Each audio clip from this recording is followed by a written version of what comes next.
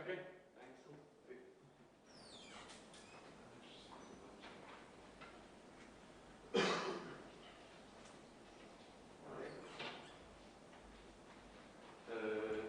Cześć.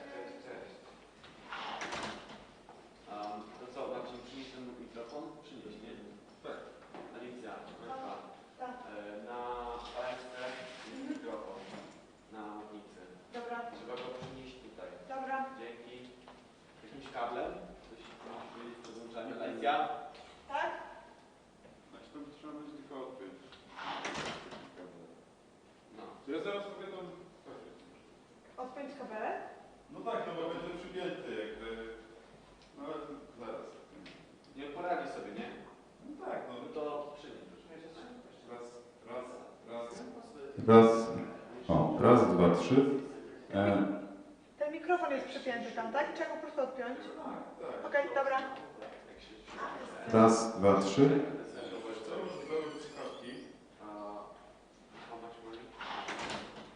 Raz, dwa, trzy. Raz, dwa, trzy. Raz, dwa, trzy. Słyszysz? Dobrze? Okej, no tak i.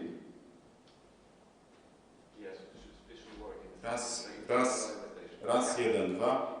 Raz, jeden, dwa. Ale tu nawet, jak tu ktoś będzie stał, one są dwa i można tak wtedy dać tak bliżej. No i no słuchajcie, bardzo tu dobrze. jest trochę ograniczone miejsce do chodzenia. A, okej, dobra, super, Może, dobra, dzięki. może to Fajnie. tak... Odwołać Alicję? Chyba tak, wiesz, bo tutaj jest w miarę dobrze. No. Raz, dwa, trzy. Antonina, jak z tym światłem? Czy tak jest? To możecie, nie, więcej trzeba. Bo na scenie głównej nie ma żadnego oświetlenia, bo oni są trochę wyciemnieni. Jeśli jest okno, które będzie i tak robiło kiepski efekt, bo to światło będzie przybijało, więc to jak będą robić światło zdjęcia. Pytanie, czy tutaj nie ma żadnego oświetlenia? Okej. To są te lampki, które warto by zapalić, bo to są... A tylko wiecie, co z tym światłem? Czy da się je tutaj puścić? Jak coś to dobra kamerę. Na pewno jakoś się da. Nie. Powiedzieć, że to będzie wyświetlona.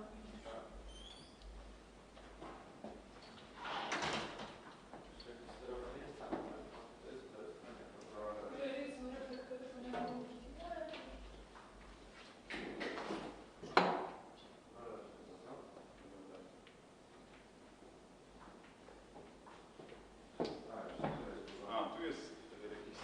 Ale tam to już nie patrzę, tak zobaczymy.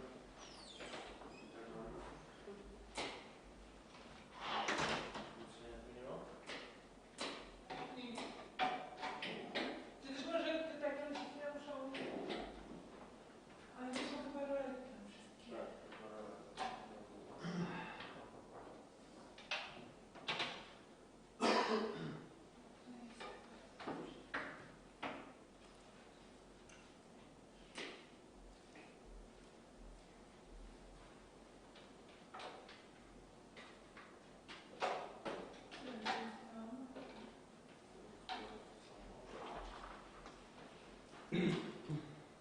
Tak, to samo, tak.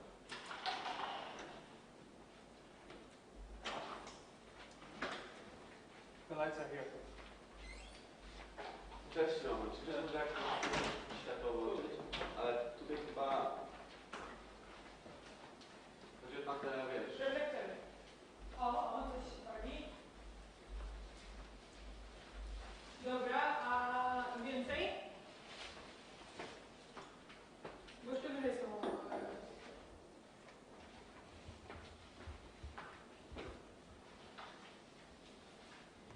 Tutaj jest coś miga. Tak, czy tylko gdzieś?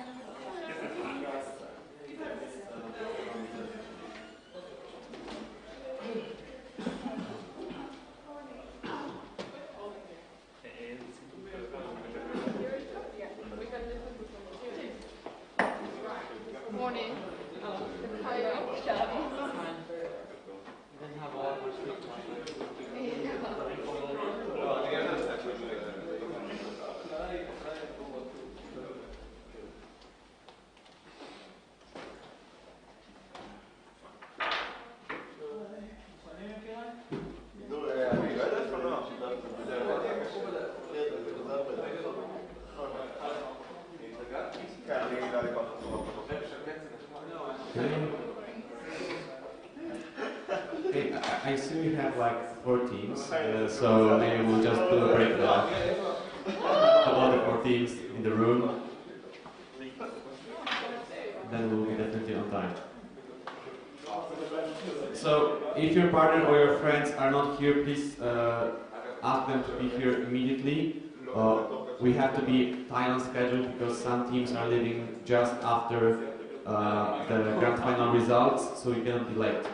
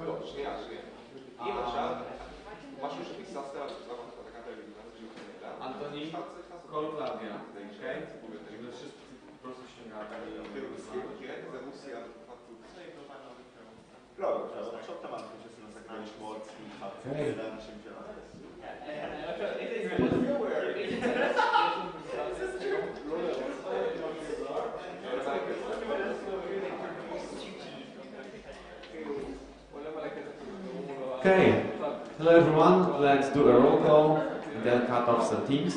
Tan Marshall, Udima, Eren Hederi, Tel Aviv MD, so here, Fazel Misha, here, okay, Belgrade MS, okay, Belgrade missing, Toby Tommy, yeah. Sella Steven. Hello. Hebrew. Yeah. Zagreb. I'm here. Lovro is somewhere. Great. Tel Aviv CK. Here. Matt Trenton. Yeah. Lucia Rachel. Tully Kinsella. Shaul Papantonio. Belgrade Ilyanko. So we like only 7 teams, right? Okay.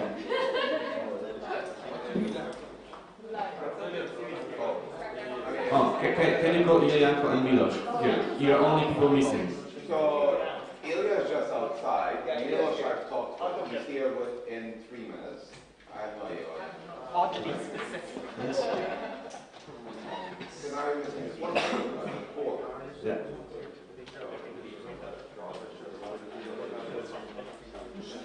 Okay.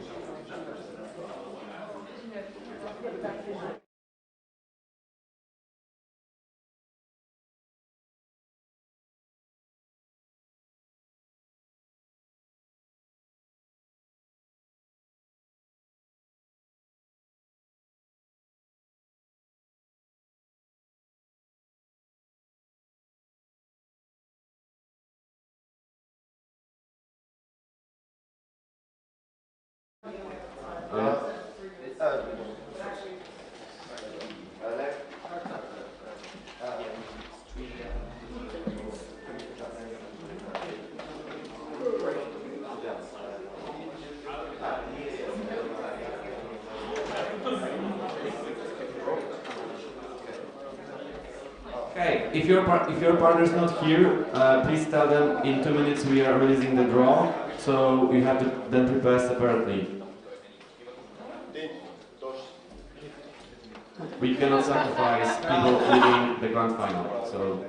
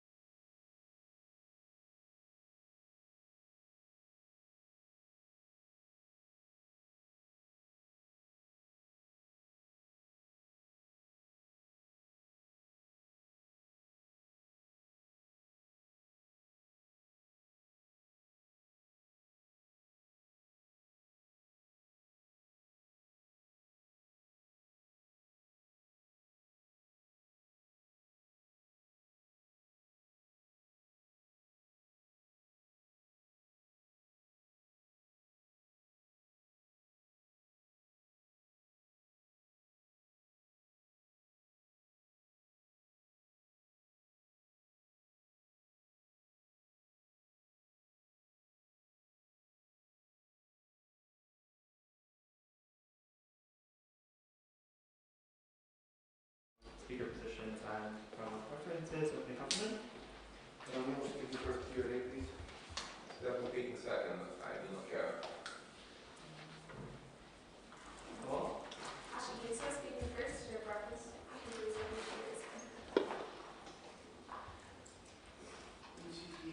Are you speaking first? No. And then you're speaking second, no preference. and Sir, is speaking first, Q&A, please.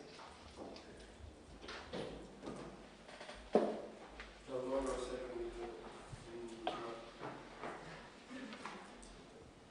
Great.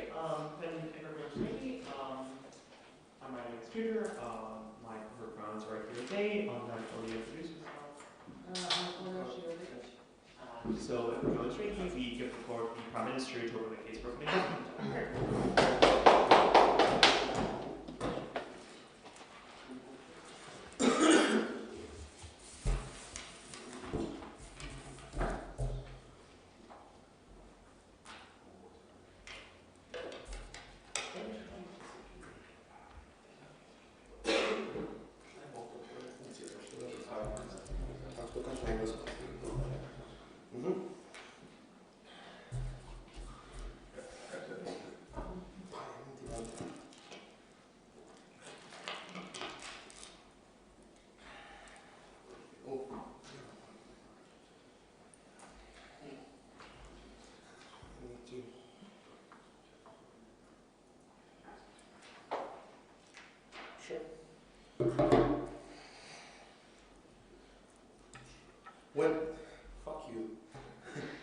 When the White House is filled with people like John Bolton, the National Security Advisor, who are very sure that we can win the war with Iran in a breeze and actually secure Trump's presidency, and filling his mind with this horrible nonsense and stuff like that, this is the riskiest and possibly the most horrible time to do this, but also we're going to take even a higher burden why overall this is a stupid strategy that they encompassed and they got the most that they could have wanted anyway. So let's talk about what you can get from nuclear energy and stuff like that and from this deal. You can get nuclear power plants, so this is what they're claiming that they want. They want to develop their country with energy and stuff like that. Notice that with the agreement it specifically allows enough enriched uranium to have nuclear power plants at the status quo. So this means that nuclear power is out of the question. They're already receiving the benefit.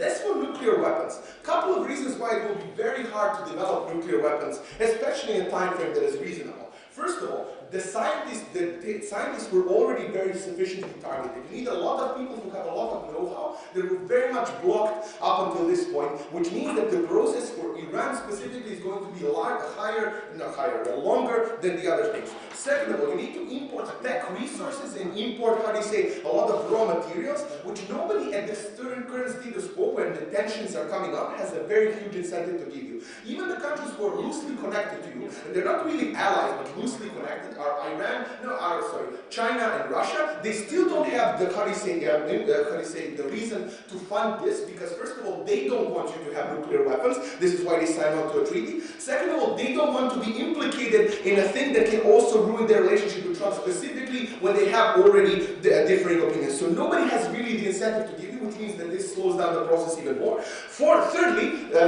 Israel was really sufficient in taking down stuff with hacking, with projects like Stuxnet, and taking you down even remotely and fucking you all up.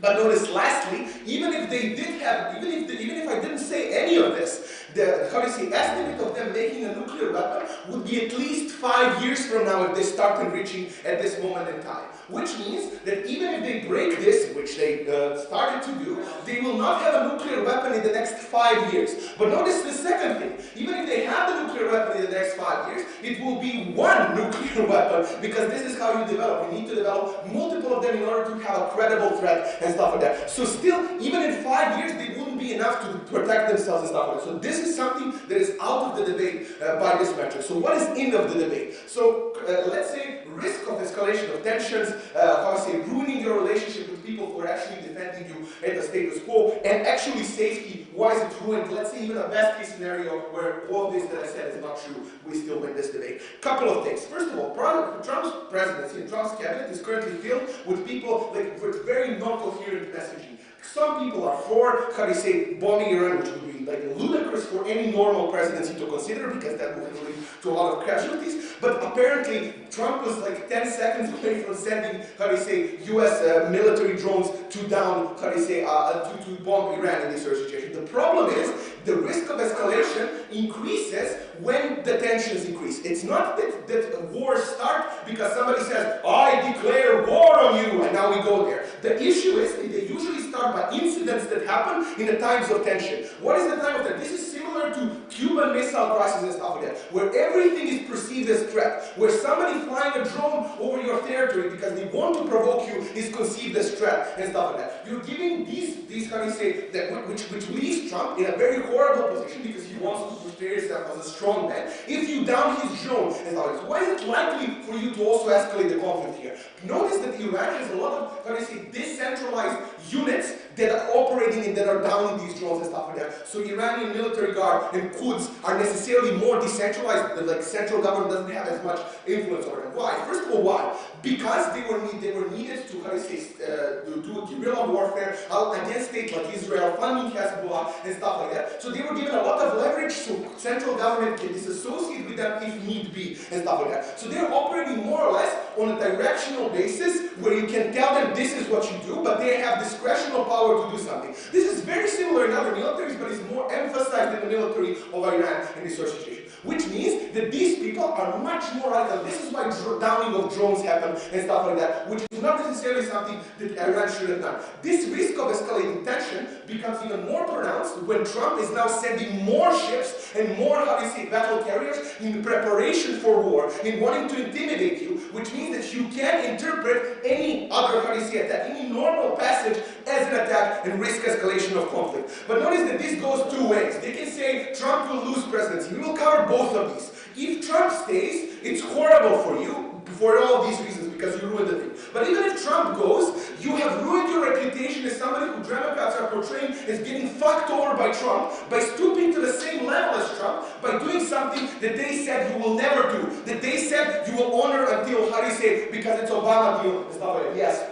But your analysis on decentralized stuff actually proves that if we do the deal, then some crazy guy who's a commander might actually shoot the drone because he's unlikely. No, but you know why? You know what's the difference? In that case, that's not comparative. But what is comparative is more ships on the shores, is more Trump getting ready to attack. The overall idea of people being ready to attack you and stuff like that. But even if that's not true, let's say about EU. EU is the one who was being honoring the agreement from point onwards and stuff like that. Specifically because you were honoring it too as Iran in this sort of situation. You're losing a valuable ally who managed to resist and push the international community to also honor the deal based on the thing that they don't want you to get nuclear weapons and they think this is a good deal. The problem is if you disagree with them and stuff like that, it's much more likely for sanctions to be backed, also speaking, like slowing down the process that I told you before, but also, how do you say, your businessmen, your, how do you say, politicians, not meeting on the relevant playing fields with other politicians where you can influence and lobby for other people, not meeting in Davos, not going to the UN meetings because you're targeted by sanctions and stuff like that, which means you have less international sway, especially over your enemies like Israel and Saudi Arabia, who will be there to lobby against you no matter what, which means that they have a seat on the table where they talk about their problems, where they talk about how you are bad, but you don't have a seat to defend yourself because people do not want to trade with you because they can't under status quo. So safety, lastly in this sort of situation. Let's say 5 years, but as I said. But the last thing as well, even if you develop a nuclear weapon, it triggers the nuclear race in the Middle East, where also Saudi Arabia gets nuclear weapons, and all of your other enemies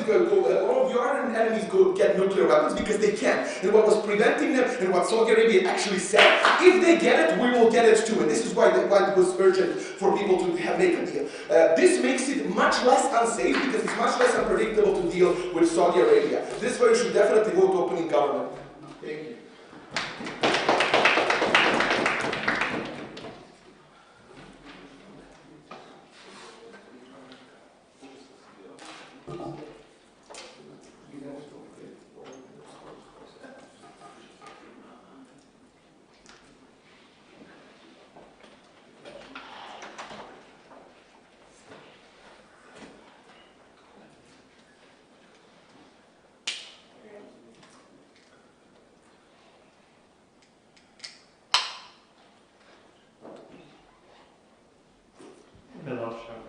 and now for to Aishling to open the case for O.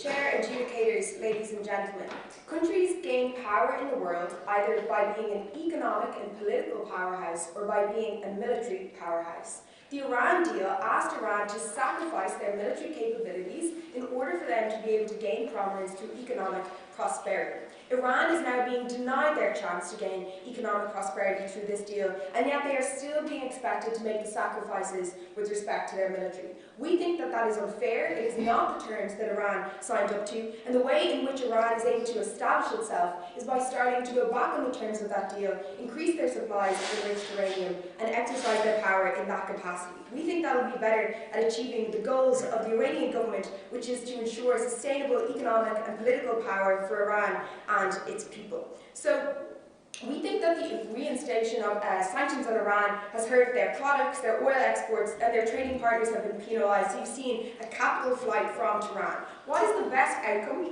for Iran in this situation? One, you take actions which put pressure on the US to rejoin this agreement. Two, you get the EU to lower tariffs on Iran to compensate for the fact that they have higher tariffs coming in from the US. Three, you get the EU to put pressure on the US to rejoin.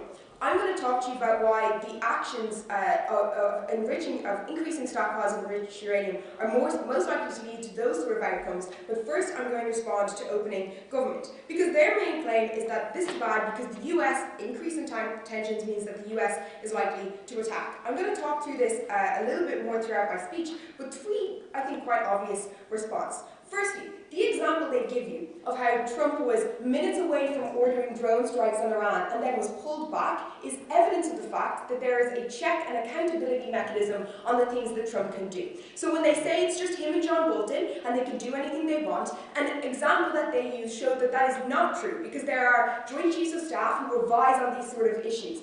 There are also political reasons why it's unlikely that they would do it in an election cycle, etc. But I just want to point out that it is not true that they have the sort of power or the likelihood to act in the way that they characterize them. Secondly, the US is not the only threat to Iran. So if we're talking about the Iranian government minimizing threats around it, if you completely decimate your military powers, the threat of Saudi Arabia becomes much more real. So they would give us reasons why the Iranian government should prioritize the slight increase in threat from the US over having significantly weaker military capabilities with respect to an aggressor which is so close to it. We think that is something that they should be considering as well. Thirdly, their example of why an attack is likely to happen is that ships are now near Iran. I would point out that the US has military presence and naval presence all around the world. It is the way that they keep checks on people. They have ships outside of China. No one is saying that it is likely that they are going to attack there. I think they needed more analysis in order to get that win. No, thank you. Why are we likely to get a bettering of the position of Iran by following through on this procedure? One, it puts pressure on the US. The US joined the Iran deal because Iran was a threat to the region and the regional stability which the US relies on, because it gets oil from there, it trades with people there, and it's not good for the US if the region is constantly in turmoil and constantly in war. So the only way you get respect from these individuals is if you become a threat, because otherwise it's incredibly easy for them to ignore you. The US is likely to respond similar to how it responded before, which is to say engage with Iran rather than attack it for a number of reasons. Firstly, it is an election cycle year at the moment. It would be an incredibly polarizing move for them to commit to war with a country that has a potential nuclear power when there is little direct threat to the citizens of America for doing so. So it's unlikely that any politician would actually do that. Secondly, it is a war-weary country, and there's little political will for going back towards war with a country that is so far away. Three, they don't have an incentive for having less regional stability from a place where they get oil, so they don't have an incentive to create another state that is in turmoil, someone who they cannot rely on as a trading partner. No, thank you. But also, fourthly and finally, because they're allies who they trade with, who their economy is reliant on, allies like the EU do not want the US to go to war with Iran because they are also allies with them, so they're likely to face significant pushback from their allies if they were to go to war for this. That means that the response to this sort of action is overwhelmingly likely to be a stabilizing one by the US rather than one which just attacks them, which is kind of, I think, unfounded by the proposition team. No, thank you.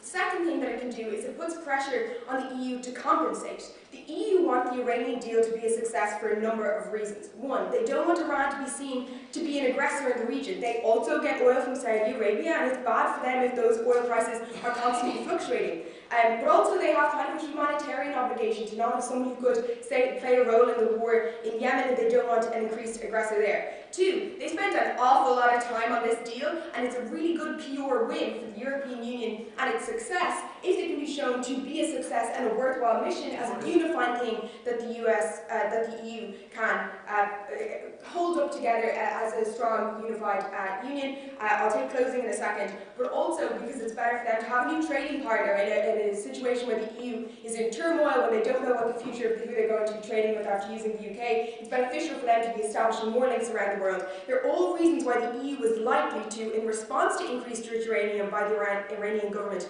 to try and accommodate them and make the situation good for them. Before I go on, closing.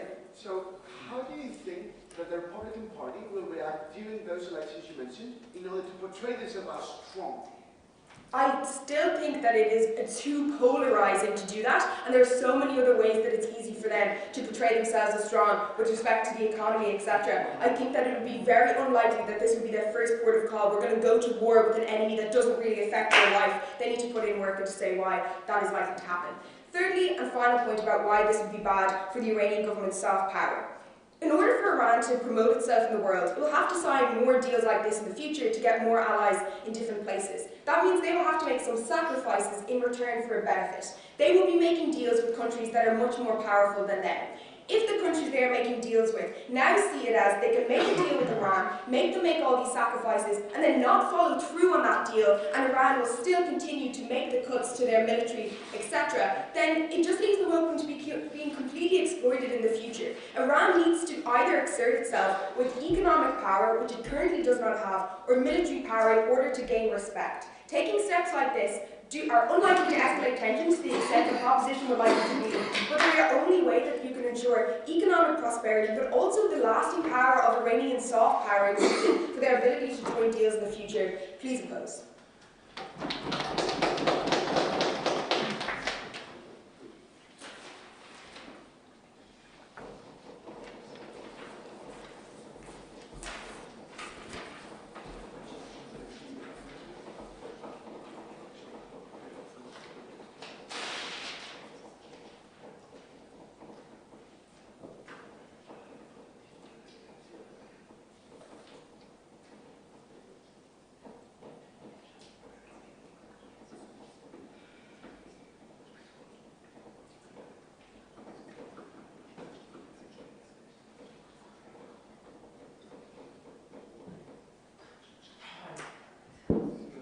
Aishling for that speech, and now the floor to Siri to conclude the case for reform.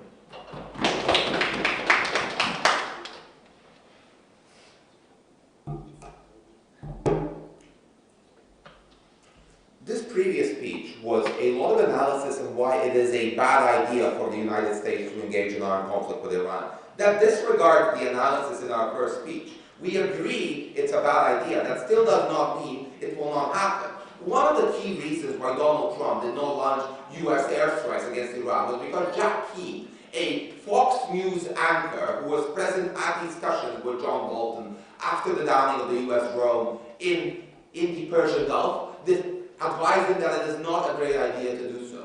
The decision-making processes are far less transparent than these guys will ought to think. The Joint Chiefs of Staff are not consulted. By and large, there is a great deal of executive power vested within the presidency in the United States. There is a need to react to escalations of conflict within a reasonably short period of time.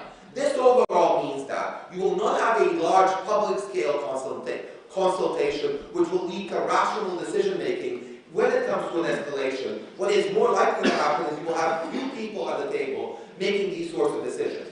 We already provide analysis as to why these few people are very, very problematic. Some of the most influential people within the Trump administration are John Bolton, a gross foreign policy hawk who has called for war with Iran since the George W. Bush administration.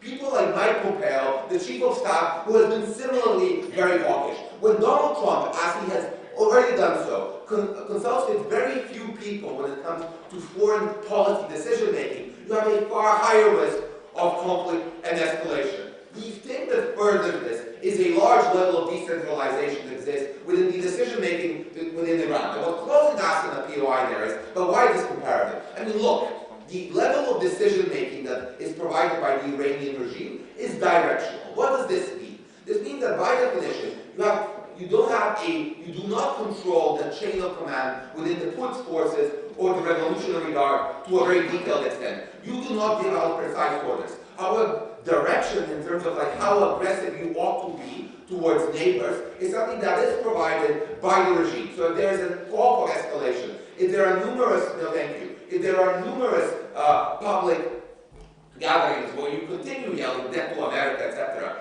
these guys, in a situation where there is further escalation from the United States, where they also have to make decisions reasonably quickly, are far more likely to engage in a sort of warfare. Now, on the possibility of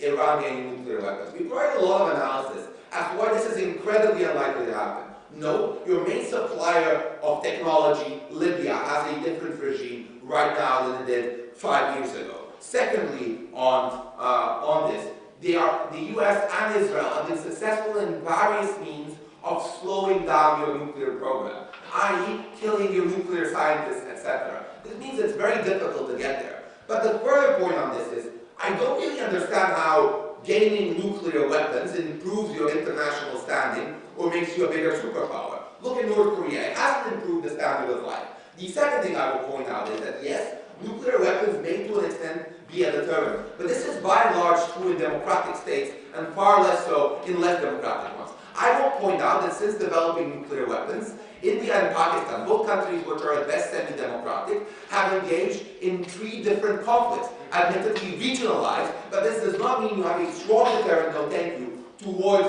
your neighbors. Countries like Saudi Arabia, which is a fully autocratic state, countries like Israel, which is more democratic, but still without a pure level of democratic accountability, especially with respect to its foreign policy. So you don't really achieve a kind of strong deterrence. Now, the US will not engage because it's an election cycle. A few responses here. The first one I will point out is that 2003, the year of the Iraq War, was also in an election cycle. It was 1 year before the 2004 election. That's exactly the equivalent of this year. Second thing I will point out here is that by and large foreign policy is dominated by the need to portray power towards your enemies. I will point out that in a situation in which a likelihood of a small strike, like the Quds downing another drone or attacking a tanker in the Gulf of Persia, there is a high need to react in order to maintain your power in the region. So yes, completely correct that a war is a terrible idea. The analysis we have provided over the last 12 minutes is why a series of small circumstances are far less likely to happen on our side of the house and lead to this grossly unfortunate turn of events. I'm very closing. If Iraq was invaded during an election cycle and with clear proof that no nuclear weapons existed, then how can the premise of your case be that the United States will be rational and de-escalate tensions if we follow this agreement? I mean, fine. So well, the point of this is like U.S. foreign policy can be hawkish in situations, even in situations where there's no proof of nuclear weapons. What I would point out is that there has been a massive de-escalation in the years after the Iran nuclear deal, by and large, with some aggression from the Republicans. The second thing I would point out here is, I mean, look, debate is a comparative thing. What you get on our side of the house is a far higher likelihood of a conflict happening. Now, the line they want to go towards is, yes, but when you get to nuclear weapons, you have a far greater deterrent. Look at 2 minutes of analysis as to why this is a really long process to which you will not get to the end of in 5 or 6 years. You're far more likely to get that sort of invasion. So not really comparative on their side of the house. Finally, on the European Union, the responses we get there is the EU will try to be accommodative. But by and large, the EU is not a unified institution. The fact they haven't been able to elect a European government for 2 months after the election is one proof of this. The point is, though, that they have been supportive of the de-escalation of conflict and while forcing Iran to not develop nuclear weapons. Why is this the case? Because at a point at which they continue enriching uranium, the narrative that they are a rogue and terrorist state becomes far stronger. At that point, it's far more difficult for you to garner the support that is necessary in order to push the United States towards de-escalating the Iranian conflict. One other thing I would point out is it's not that simple to stop enriching uranium or to decide on this again. That is why negotiations with the Islamic Republic lasted for a decade. Again, because the decision process is not fully centralized. The final thing then, therefore, I do want to point out on the risk of engagement. There are strong lobby groups, both inside the European Union and the United States, that are heavily pushing towards escalating conflict with Iran. The AIPAC, for instance, in the United States, the strongest Israeli lobby group, is very pushy towards it. You get this on both sides of the house, but all of these lobby groups are far stronger on ours than they are on theirs, and I'm very, very proud to propose.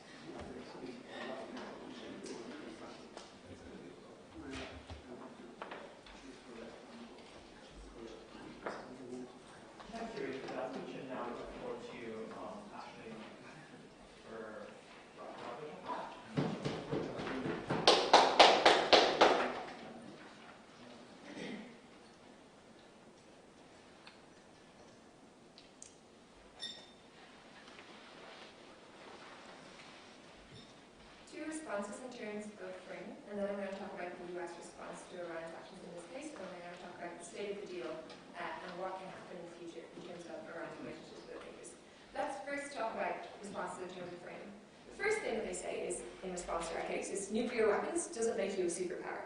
That is correct. What we say, though, is that when Iran has nuclear capacity, its capacity to be a regional influence is increased, which is particularly important to Iran in the context of the proxy wars that it has at the moment with Saudi Arabia and enemies that it has in the region, but also its capacity to develop its economy relies on things like trade and good relationships with, or strong relationships with particular people in the region. The second reason why nuclear weapons or nuclear capacity is important in this case is because it does give you a certain amount of power, even if it doesn't make you a superpower. That's why this deal was struck in the first place, because people recognized that Iran having weapons meant that a compromise had to be made, which meant that Iran had access to the trade that it needed in order to develop. But the third thing is that this is not about Iran needing nuclear weapons to become a superpower. This is Iran needing a deal and how it interacts with people in terms of when it enters international deals, which is important in the context of trying to establish itself in general. When you approach international deals, when they buckle or when they go the way you don't want them to go, or when someone falls back on their side, how you respond to that decides how people treat you in the future in relation to these deals. So it is particularly important in this case that Iran doesn't let itself be walked all over, but instead recognizes or responds in a way that suggests that if one person was to fall back on their side of the deal, that they would be able to also take an action, not such that the deal would necessarily collapse, but just as a response of fairness, which doesn't put them at the back foot, but rather gives them power in order to respond in future. The second thing, though, is that when they say it takes 5 years to make nuclear weapons, one of the criticisms of the Iran nuclear deal was that Iran might be able to make nuclear weapons in as little as 3 weeks, because while the deal stopped enrichment of uranium, it didn't necessarily stop people working in the background on particular nuclear weapons. In fact, the reason why the US withdrew from the deal was because it believed Iran was enriching uranium in the first place, which it was particularly afraid of because it felt that Iran would be able to create nuclear weapons in quite a short space of time, not the 5 years that opening government talks about, and therefore their framing in terms of how these powers interact and whether people will take them seriously is actually categorically incorrect, both factually but also to how historically countries have responded to this particular deal and Iran's power, which is important in the context of how seriously countries take Iran in general in response to this. Let's talk about the US response, because I am just so tired of this analysis that's like, oh, the actors are irrational, so you can't say they'll act a certain way, but we can. If the actors are irrational, they're irrational on both sides. So they can't say, we know how Trump's going to act, we know how John Bolton's going to act, because they're so predictable, but also tell us they are irrational. That is not analysis. That's just an argument you can't rely on at all. But let's actually talk about how irrational these actors are, or rather, where Trump might get his ideas and how they might be informed. Firstly, their response to the thing about Joint Chiefs of Staff not mattering is factually untrue, insofar as there are advisors to a government and they are people who have the ear of the president, and insofar as those people have information, read the news like the rest of us do, we think it is just the case that those people are likely to have information that is valuable that they can give to the president or give to people who work for the president that means that they make rational decisions, i.e. not to go to war with Iran. The second reason, though, is that they're like, if news anchors can inform the Trump in one case, why can't they inform Trump in our case? Because there's no reason why newscasters wouldn't take our side in this particular situation, where wars are costly, where a deal with Iran or some sort of peaceful agreement with Iran would be better in general for stability in the region, which the US is involved in. See its involvement in Syria, but also its good relationships with Saudi Arabia and Israel. There's genuinely no reason why people wouldn't encourage the president, whether they were news anchors or chief of staff or whoever has the ear of Donald Trump, to not get involved in any sort of conflict with Iran. But in general, we think there are three reasons why these people will advise Trump not to get involved in any sort of conflict that could put the region in any sort of turmoil in general. First of all, these people are generally pro-trade. Insofar as Iran has any control over the Straits of Hormuz or any sort of trade routes that are important to global trade, it is likely they advise against Trump of creating a situation where that might be jeopardized. Second of all, in terms of military alliances, Saudi Arabia is a huge military alliance for Iran. Insofar as Saudi does not want Iran to have nuclear capability, it is likely that they would not engage with the war in Iran, but rather try to negotiate with them a situation that would put that particular ally in a safe situation. Third of all, the threat to Israel. Loads of people in power in the US are evangelical or have evangelical or Jewish connections, such that they would want to protect Israel. Insofar as Iran is an enemy to Israel and has threatened Israel in the past, them having any sort of military capability or being militaristic is not in the interest of the US and its allies, and therefore they would advise the president against it. Third of all, though, there are checks on the presidency. Spending bills have to be passed through Congress. There will be a huge amount of discussion about this, even if it's just by the Democrats in the newspapers in the run-up to the election in general. But also, they're like, the 2003 war happened. That was after 9/11. This is not the same as 9/11. They give you no specific reasons why this will necessarily be so much on the national conscience that people will be forced or compelled to be involved in conflict. Cool. EU, Russia, and China said they will uphold the deal if Iran does it too. The problem with this, you think that if they break the deal, they will offer us carrots. The problem is they will offer us stick because they can push us to this with crippling sanctions. Yeah, so I'm going to go on to that now. But ultimately what we get here on the proposition case, just to be clear, is that they have achieved no link between Iran making this action and the US response. We've explained to you why, insofar as the US response is irrational, there is more likely to be influence which involves it not involving itself in any conflict. Let's talk about the deal now, right? Because OG said the benefit of the deal continuing to exist is that you can meet with businesses and politicians and you're still friends with the EU and Russia and whatever. Here's the reality. 1. EU, Russian and Chinese businesses have left Iran because the sanctions mean they can't trade with people. Second, businesses using Iranian oil with a connection to the US have been sanctioned and have therefore stopped doing that. The reality is this deal, because it's happened in such a short time, is a structured web that relies on US business, capital and trade. That means that any business that has based itself or its business model on some sort of relationship with US trade, capital, businesses can no longer operate in Iran or can no longer trade with Iran because they're being sanctioned. And ultimately what that means is that the status quo is that the US withdrawal from the deal has crippled any good the deal was providing for Iran because even its other partners are not able to negotiate with them properly. The status quo is that there is no renegotiation of the deal happening, but also essentially there's an international sanction on Iran because the people who came back into the country have structured themselves in such a way they can no longer actually beneficially trade with Iran. There are two options. 1, we keep things the same. Iran becomes poorer, there's unrest, they look vulnerable. They're more likely to be attacked in proxy wars, and at least in that case, enriched uranium could help them. The second option, though, is a renegotiation of the deal, where they can achieve more trade, or where the EU can encourage the US to stop sanctioning, or Russia and China can encourage the US to stop sanctioning its businesses when they engage with Iran. That is the best case scenario, but that doesn't happen in the status quo where Iran does absolutely nothing, because the EU, Russia and China have no incentive to create any difference to Iran's situation in the status quo. When Iran does nothing, nothing happens. The reality is Iran is a vulnerable party in this particular situation. We have proven a link between Iran taking this action and the other parties to the deal reacting. They have proven no link between Iran taking this action and the US necessarily reacting in a certain way. Please oppose.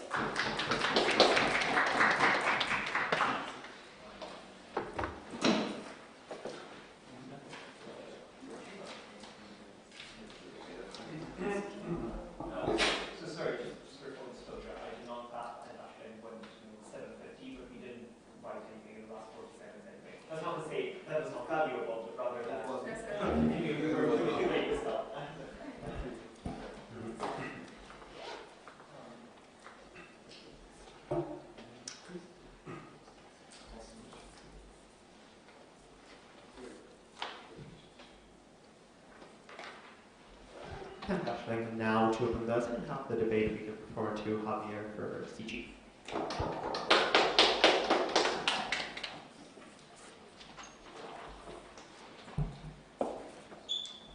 OG was right that Western countries will not react with hostility to this new nuclear program of Iran. What they miss is that the most important impact in this debate, that is not the short-term military effect that this will happen, that sure is more likely on their side of the house, they proved that in opening government and therefore that's a good impact, but that is still unlikely because a war it's always unlikely and it's difficult to sell, and even if it happens it's like really short terms and not really maintaining for a long year. But rather the most important impact is the long-term economic sanctions that will happen to Iran, that will extend for decades and that will restrict their economy like for many time and cause great problems to the region. First of all, two additional rebuttals to opening opposition. Okay, already opening government, I think that's some really effective rebuttal about that US reducing the pressure because of the electoral period. But I want to add two more. First of all, the mechanism that they say that you want to maintain the stability because of the oil and you want to maintain the region stability, I think that is not true. Already they are under the embargo of the oil in Iran is happening, so they are not dependent at all of the oil and on the resources of Iran. So I think that what happened within Iran it's completely irrelevant to the United States, and I know Saudi Arabia or the oil of the United States within their country is much more enough. And secondly, and I think that they not take this into account in opening half, is that these people, the people of Western countries, usually hate Iran really much. They think that they are like a terrorist regime, that they are like Islamic fighters, that they are really tied to terrorists. We think that this is extremely unlikely that you can sell to this population that a developing country as Iran, and that they're far away and really poor, is going to change your policy with an escalate of threats. No, thank you. I think that this is extremely unlikely that the voters of the United States, of Europe, of Israel are going to be happy with their government like surrendering to the pressure of a developing country which they hate and they think this is terrorist. Now, going to our extension, we have two parts. First, when we think that it's extremely likely that the sanctions will happen, not only from the US now, but also for the next administration of the US and also for other countries as Israel and Europe, etc.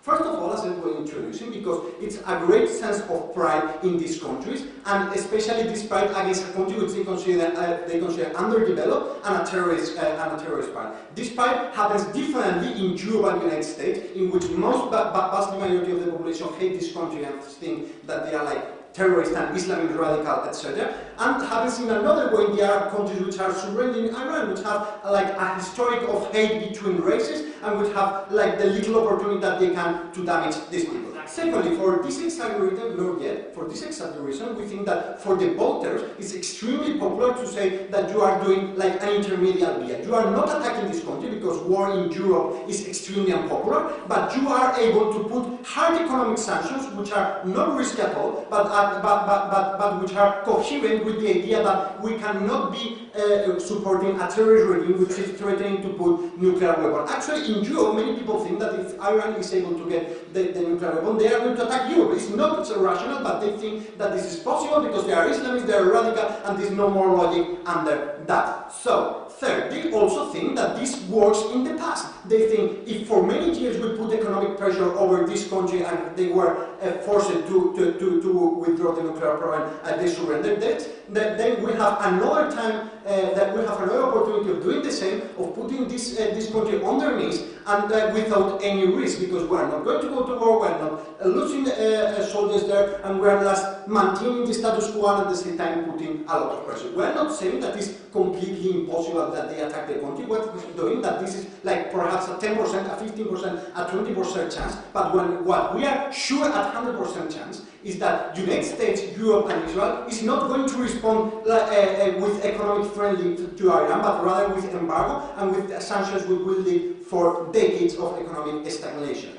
Third, we think that Iran, after this economic sanctions, are going to respond obviously First, because they also have a really strong Persian pride, like the only Persian country in the world. Secondly, because of the pride of like the Islam fighter against the imperialism of the United States and Europe. And thirdly, because they think that they have weapons. They can use Hezbollah, they can use Hamas in order to try to attack Israel and stabilize the zone and to cause some harms to Israel and some harms to the prestige of the United States, which is not able to maintain safe their life in the Western countries. And also because we think that because of the economic pressure, it will be very important to the Iranian government to maintain the popularity within the country. While you are suffering a stagnation or an economic crisis, it's really important to find a common enemy outside, which is to blame for this economic problem and therefore to put that there. That's an additional reason to European countries, Israel and also next administration of Trump to maintain the sanction or to hire them and to so maintain in the ostracism the country of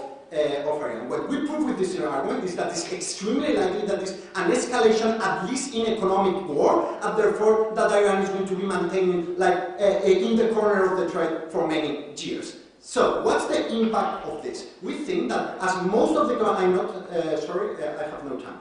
The impact of this is that as all the dictatorships in the world, the Iranian dictatorship is potentially unstable. That means that in the past general election, the former President Ahmadinejad had to face like 2 billion demonstrations in the street just because they were unhappy with a policy. That's potentially what happens in every time. That means that when you are going to face decades of economic stagnation because nobody's going to buy like the oil, which is 20 or 25% of the economy, when all the Arab countries in your which have bordered with you are not going to trade with you, are going to block you, you are going to face a long-term economic crisis, which is going to be really damageful for the government of Iran, which cannot maintain their popularity, but with confrontation with the United States. That means two things. A, it's much more likely that in the long term, because of this process of economic stagnation and therefore retaliation from Iran with Hamas and Hezbollah, in the long term a war can happen or an attack can happen, but secondly it leads to an instability in the Iranian government just because of this economic thing that will lead eventually to some problems for them. Closing government wants this debate because we are able to prove the most likely thing in this debate, which is not war, not United States invading Iran, that's likely like a 10%, but what happens in the next decades when the economy of Iran is going to crash because of the economic sanctions would happen not only for the United States now, but for the United States in the future, and for Europe, Israel, and the next at the rest of the world. Thank you very much.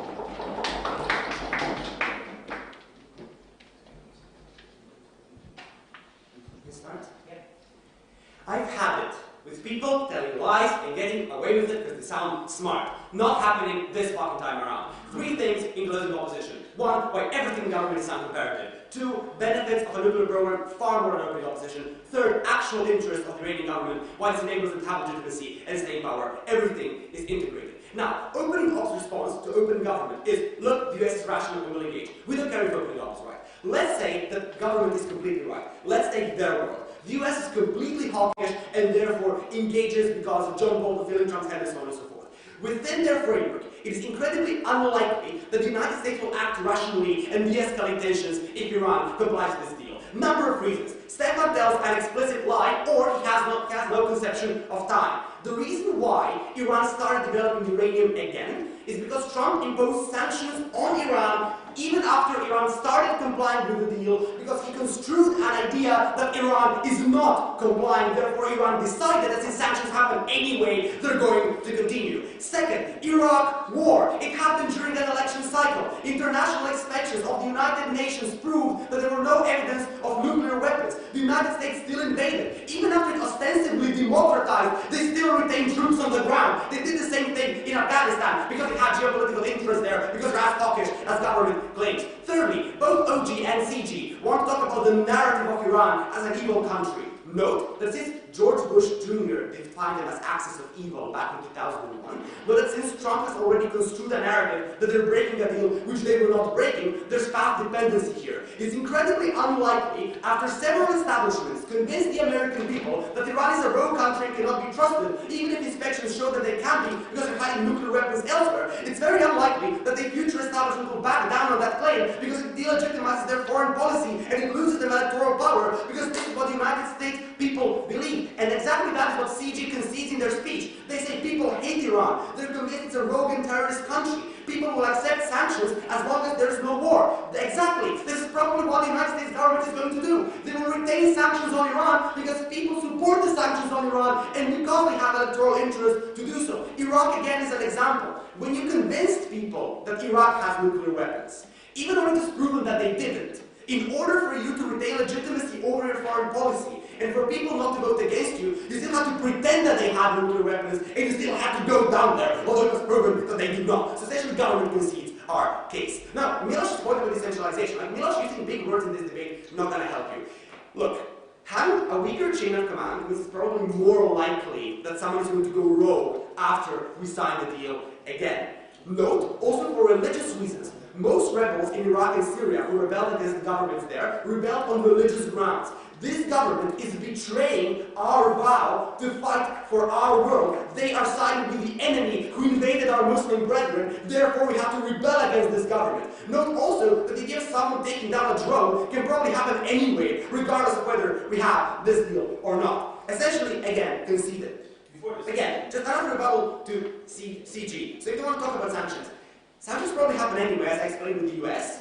Probably also happen with the EU under CG's frame, if like people hate Iran, because A, there are secondary sanctions on companies, so every European company who does business in America is under secondary sanctions not to do business with Iran. And also, if people really hate Iran, then no country in the EU will openly trade with them, right? Because you don't want to be ostracized from the international law system. Because if they are a sponsor of terrorism, and you trade with them, by extension you can become a sponsor of terrorism, which means that in all negotiations within the EU, within NATO, other countries are more likely to be aggressive towards you, to tell you, you trade with a sponsor of terrorism, we're going to give you a worse deal, and so on and so forth. Moving on to benefits. Now, developing nuclear weapons. First of all, I have to point to the example of North Korea, who is the most isolated country in the fucking world, and they still managed to develop a nuclear weapon. And yes, Syria is right that it did not improve the standard of life, but it also meant that although everybody hates fucking North Korea, although it's the most isolated country in the world, nobody invaded fucking North Korea. But even if that's not true, that the belief that we have nuclear weapons is incredibly important. Note it's a stronger measure than what OO gives you, because even if government is completely right and everyone is hawkish, the belief that we have nuclear weapons is something that's going to help us. Look, the entire Trump administration is based on convincing people that Iran has nuclear weapons and convincing its allies to act in a similar fashion. Note that even if Trump knows that they do not, he still has to get approval of Congress under the War Powers Act of 1974 to send troops down to the ground. Most countries work this way. At the end, this means that if the people believe that that country has nuclear weapons, even if it doesn't, it's probably not going to be attacked. For that, we need to keep breaching this deal and show the people that we are indeed creating nuclear weapons, which is something that the US is not going to deny because that's what helps the narrative.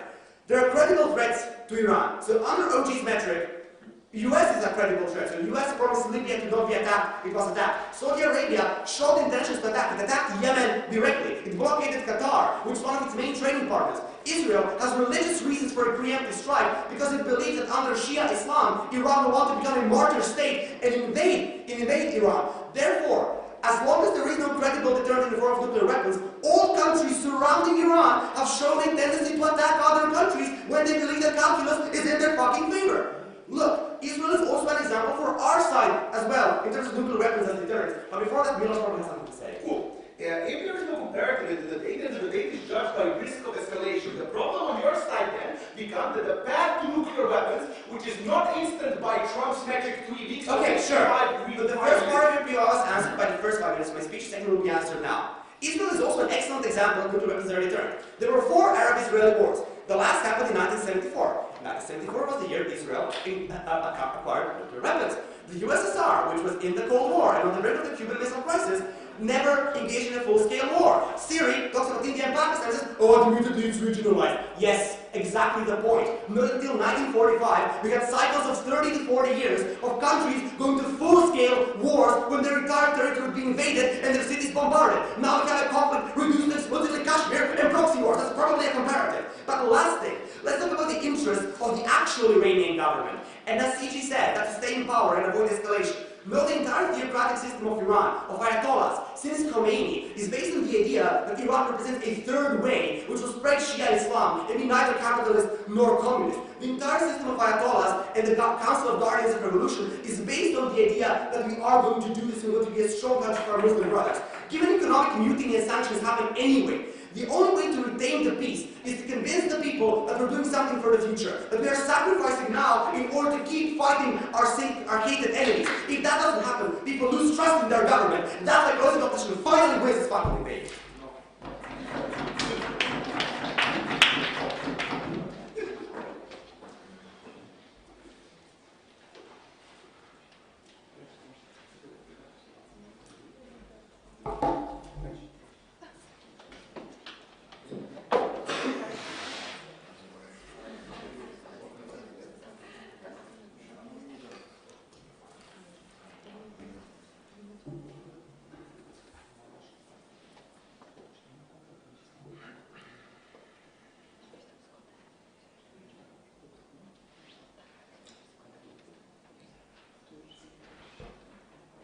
The reason why we're going to win this debate is very simple.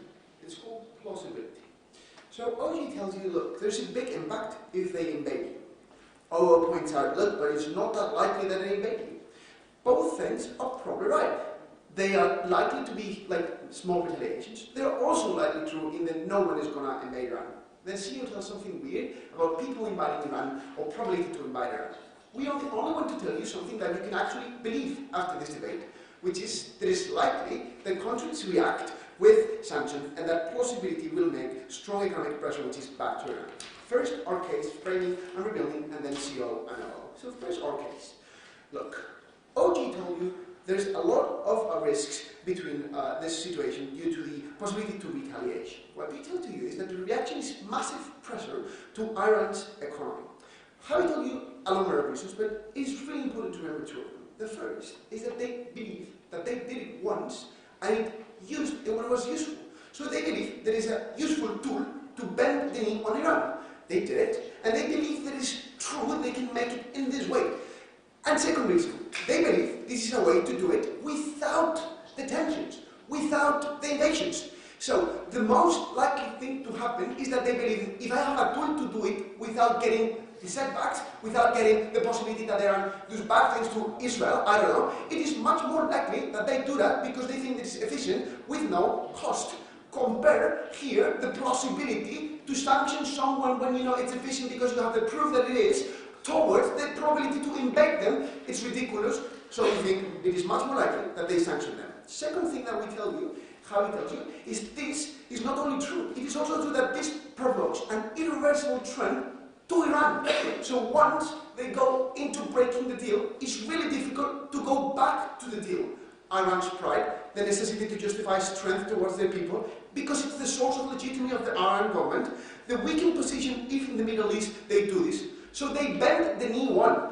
They were fucked up when the knee was bent, and then they went down, and now again, it is impossible for them, or at least not very plausible, that Iran accepts again to go to a deal in future negotiation that they claim, if they do it in 10 years when they've been so fucked up by those sanctions.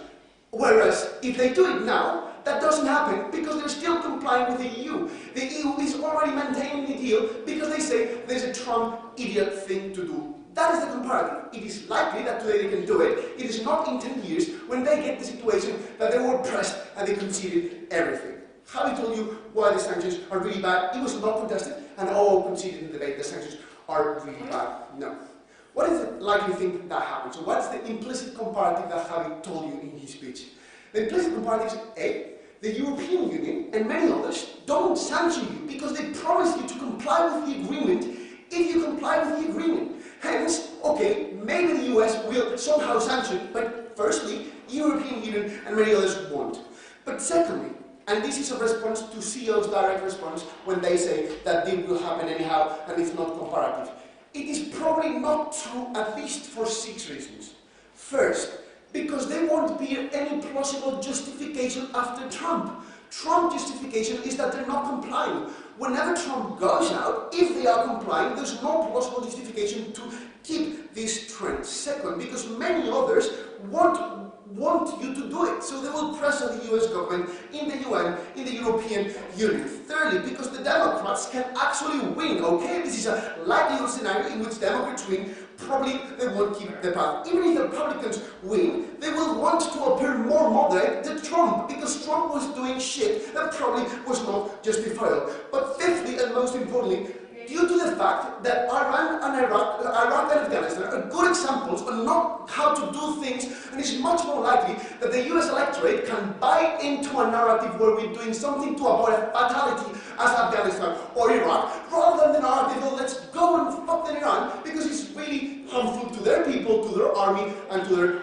I will give it to you later. So we think that the most likely scenario is that in 10 years, probably EU and other countries won't have sanctioned you, you won't have stress with stagnation, but most likely also the US will have lifted the sanctions. We think that is by far the thing which is more likely in the debate, and this is why we win. Let's go to CO. Basically, they say one thing, which is you secure when you have nuclear weapons because you have more deterrent power. This is false, at least for 4 reasons. First, because you already have massive deterrent power. Even if you don't have nuclear weapons, you have a big army. So if Saudi Arabia gets crazy and goes to you, you have a massive army to respond. Secondly, because you have Russia. You have Russia and China to back you up. They already have those nuclear weapons in the first place. They already have massive armies in the first place. Thirdly, it is untrue that nuclear weapons are somehow deterrent not to prevent offenses into your country, because it's like an offense attack weapon, not a defense one. So even if you have it, you already have missiles, you can attack them. But precisely for all those reasons, we think that all the deterrence you can get, you've already got it, precisely if it's true what they say, that you can get them in 5 weeks. So if you can get them in 5 weeks, you already have the deterrence power, because you can always get them in 5 weeks. So if that's true, there's no deterrence at all. So we think CO has nothing in the debate, must rant about non-comparativity at all. OG.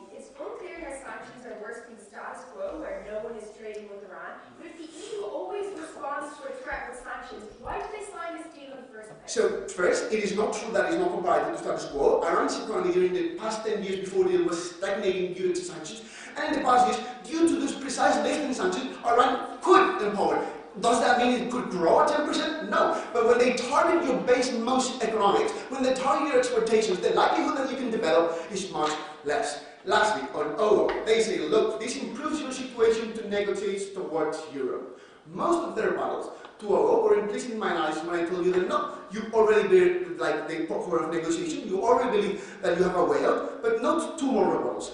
First, it is that the European Union probably won't think it's a better position to negotiate, because if you react hardly, they will also have to react hardly in order to prevent third parties from doing the same. There's other countries with not perfect similarities to Iran, but if the European Union seems to concede when others break the deal, probably that will happen again. But bear in mind, when you adjudicate a class with OO, that will give you an additional reason why this couldn't happen at all, because Iran wouldn't be able to go into the deal in the first place, because they could have committed to this pride thing. At the end of the debate, we are the only one to prove something that is absolutely plausible, which is Iran's economy struggling for years between pride on both sides. We think that's bad. We think we will. Thanks.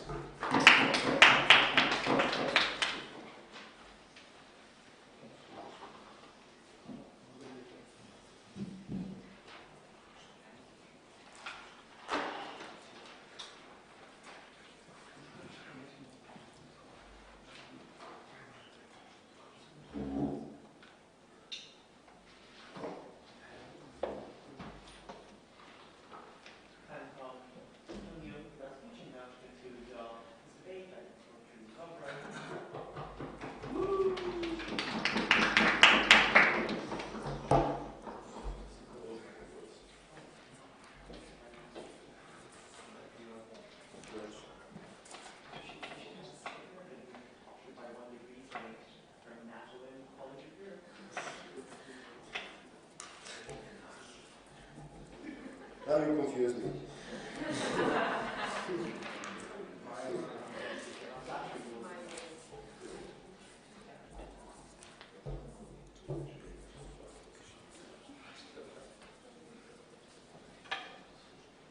Right. What's important in this debate is that perception oftentimes overlooks reality in international relations, which is why we don't have to prove that Iran needs to have or develop nuclear weapons for us to act as if they did from the United States point of view. This is the status quo. I don't care if they don't follow laws and stuff like this. You can Google this, you can Google deliberation and stuff like this. It was the United States which unilaterally imposed sanctions on Iran under the threat or under the idea that Iran was violating nuclear sanctions, even though this was completely internationally disputed. This is similar to what happened in Iraq, or this is their policy continuously, which then resulted in a lot of different European countries as well imposing sanctions, and literally investments and trade with Iran being stopped because there's a threat that relations are going to deteriorate and stuff like this. Which is why closing armament is out of this debate, because they ignore our analysis on the idea that it's the perception of having nuclear weapons that is important, and they can't simultaneously claim that European governments and democracies have the incentive to be moderate to Iran with the analysis they give in the member speech, which is why they like to demonize them and why they have a completely different approach towards Iran and stuff like this. On the legitimacy point, look, this is directly responding to closing armament. So the idea to regain stability from the perspective of the regime is to prioritize stuff.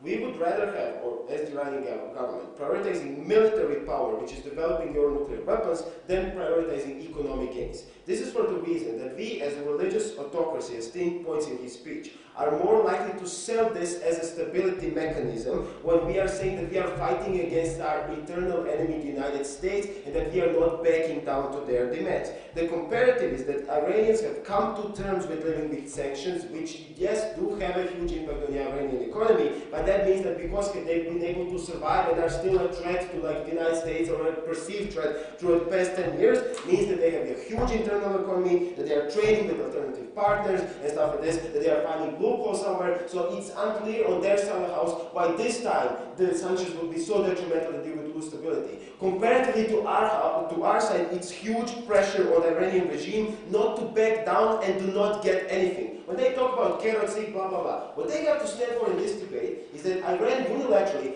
and this is important, after it started enriching uranium as a response to the warranted imposing on sanctions by the United States, now reverses its position and still maintains legitimacy in the international relations or with its own people, and it didn't get anything because Trump is unlikely to de-impose sanctions and stuff like this, right?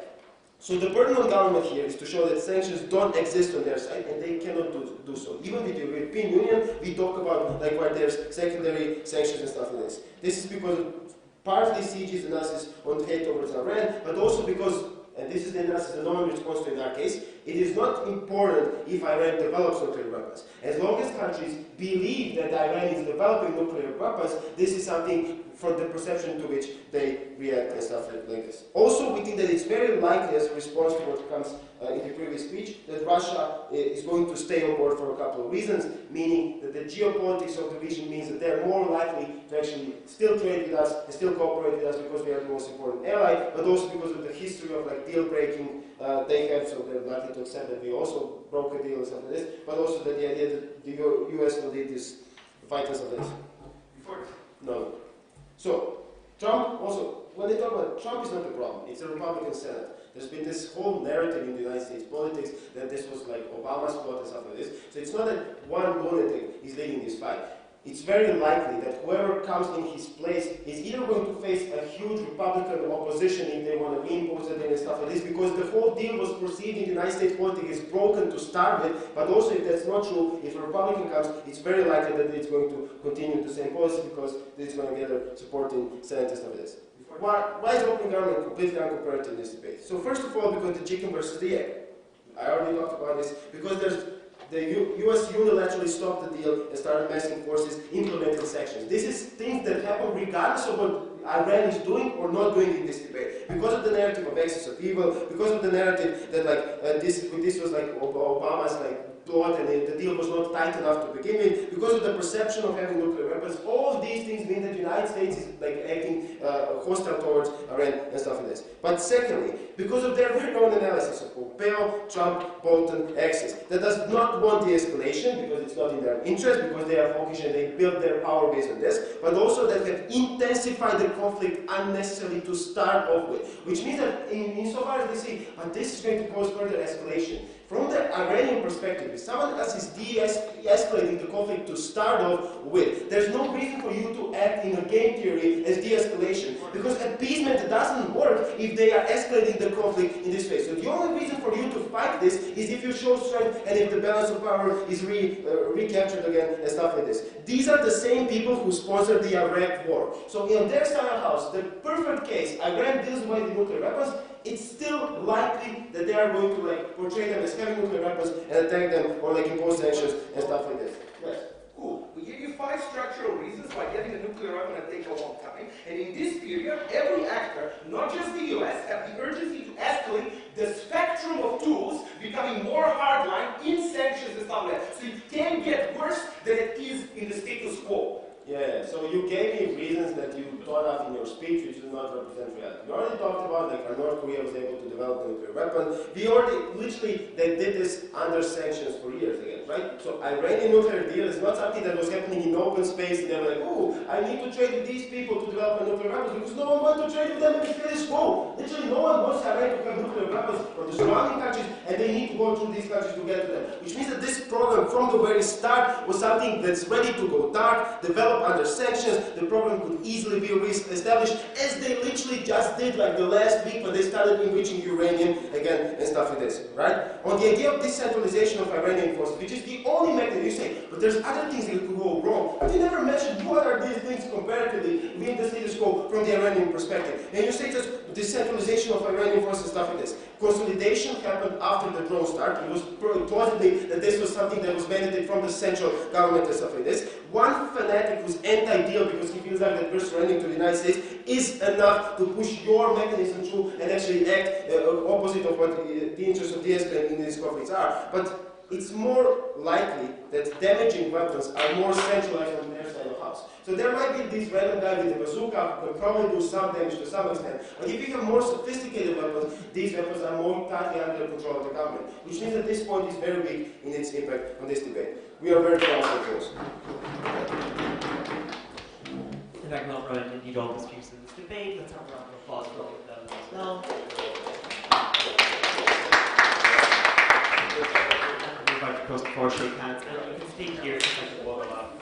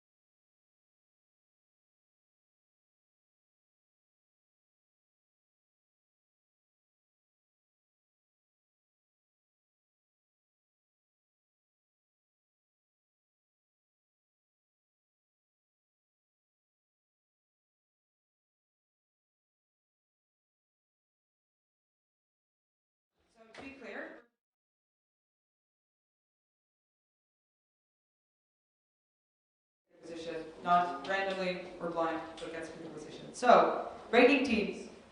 Breaking first on 15 points, Teck and Raffy.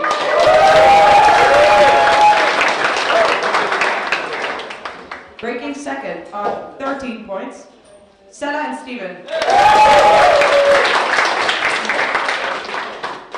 Breaking third on 12 points, Tom and Noam. And finally, breaking fourth on 11 points, Siri and Miloš. All right, so teams come forward so you can choose your positions.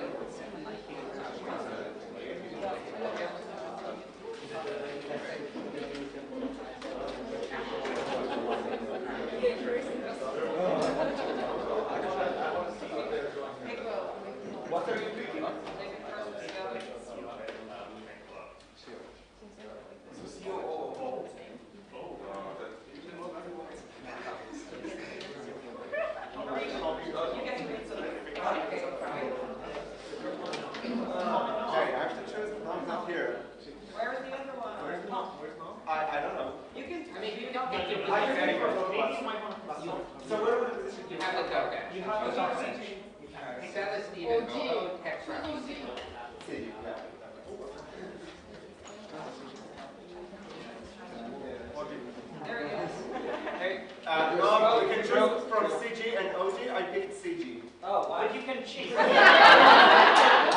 If you can cheat, you Do you want to choose OG? have to cheat. Have to cheat because maybe get to cheat. Sella and Stephen are OO. Oh. Tex and Natolin.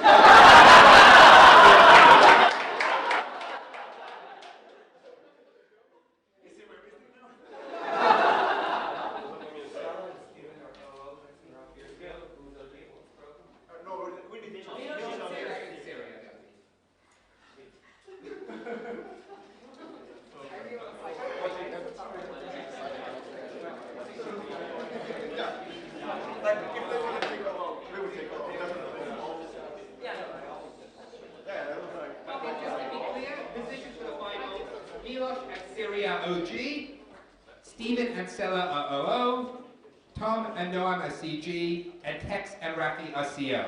The panel is Sharon, Gigi, on the panel Puljić, Tudor, Kit, and Šprem.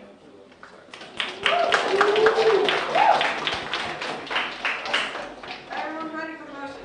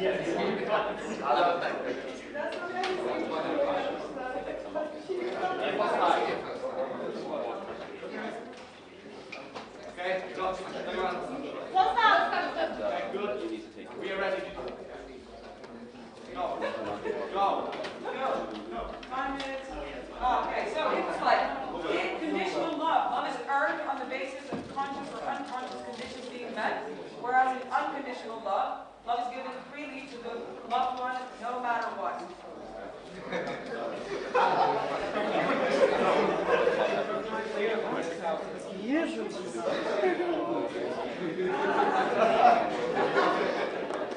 All right, time is 1:06. The debates will start at 1:21, and the motion for the final reads: this House prefers a world where family love was seen as unconditional as opposed to conditional.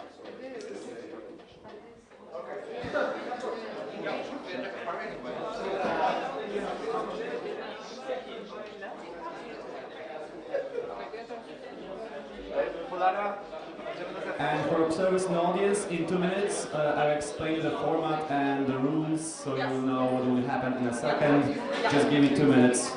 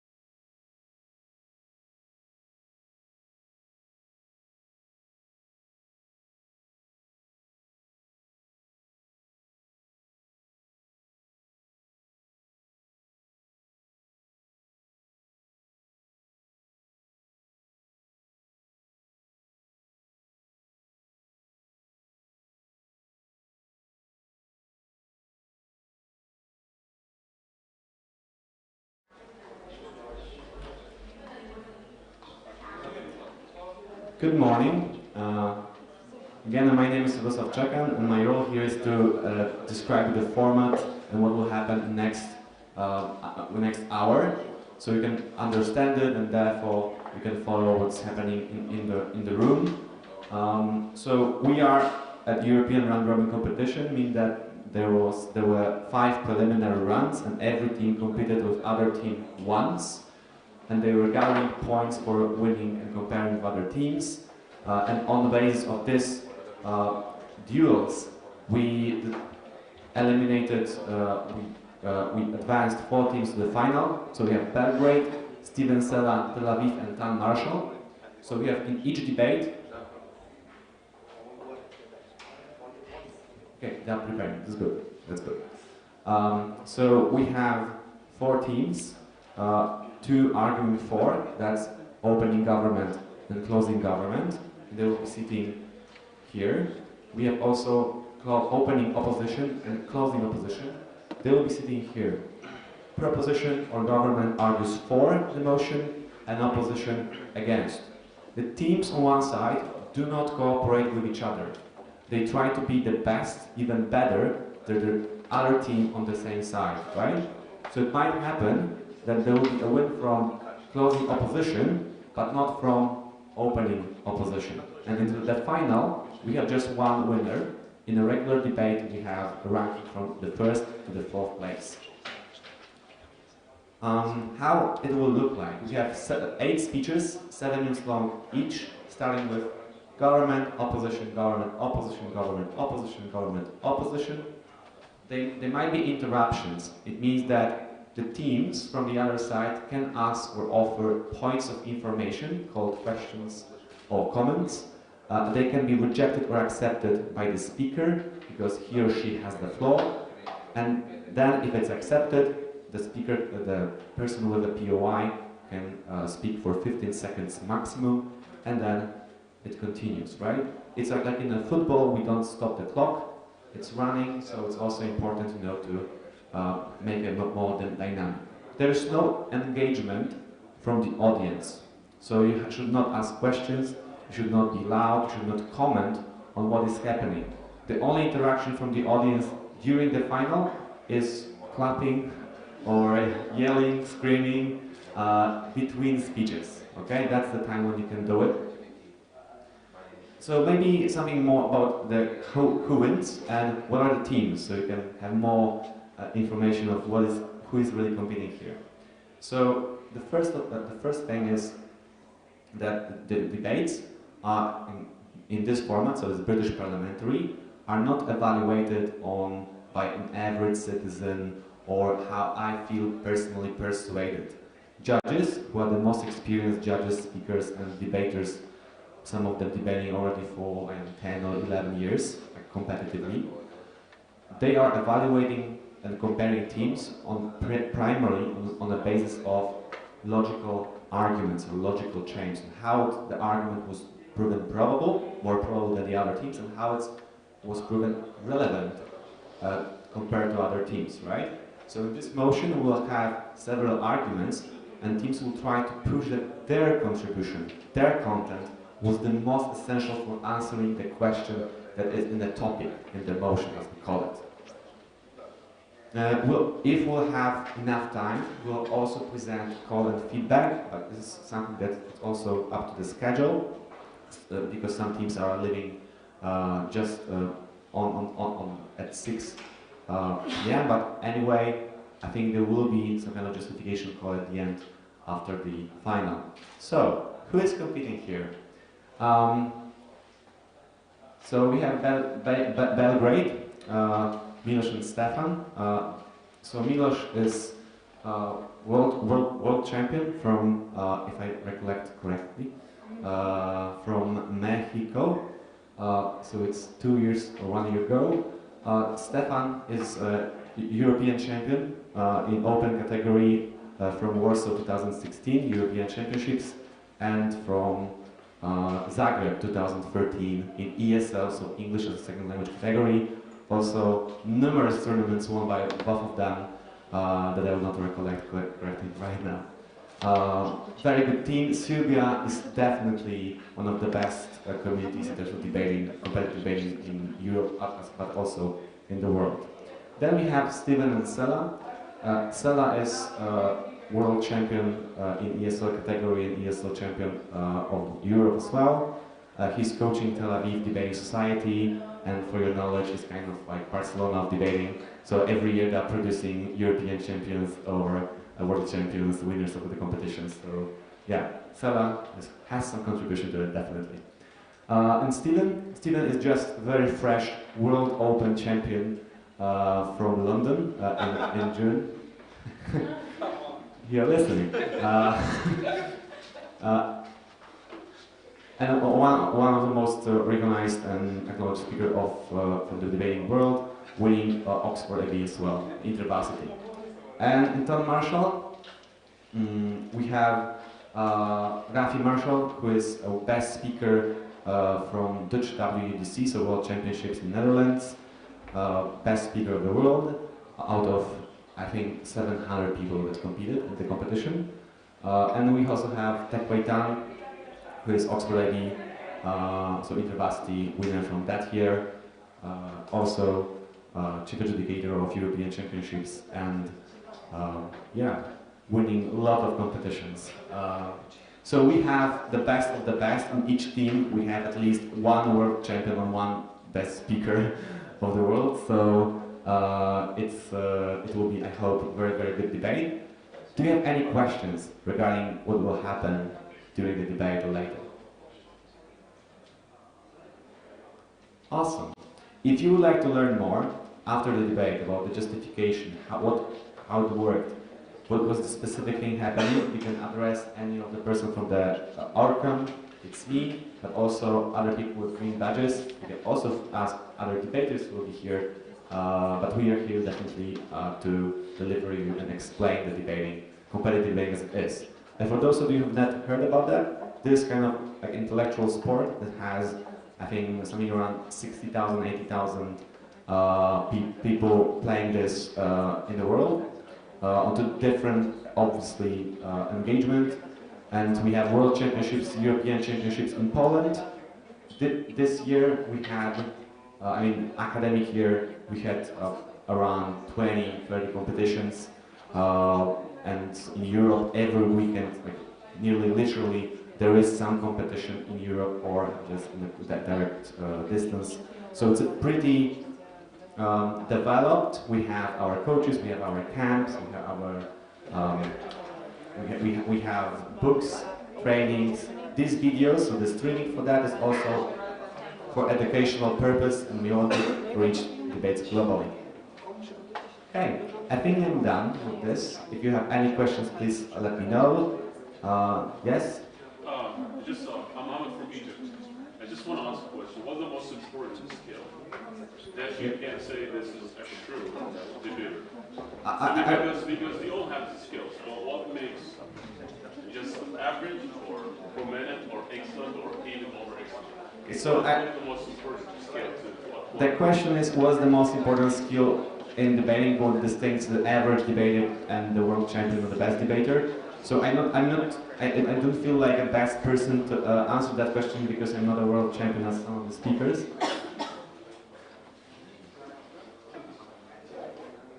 But definitely, what I think is the distinct, very good debater than average debaters. They know exactly what will happen in the debates, and they can foresee what will be the arguments, the strategies, and because they think as the opposite other teams, they can plan the best strategy and then adjust it to the run. So this, probably the teams here know what will be the first sentences from opening government, and they already preparing for answering this and engaging. So this is important. That many skills. It's a very complex activity, but I think this is one that really is there.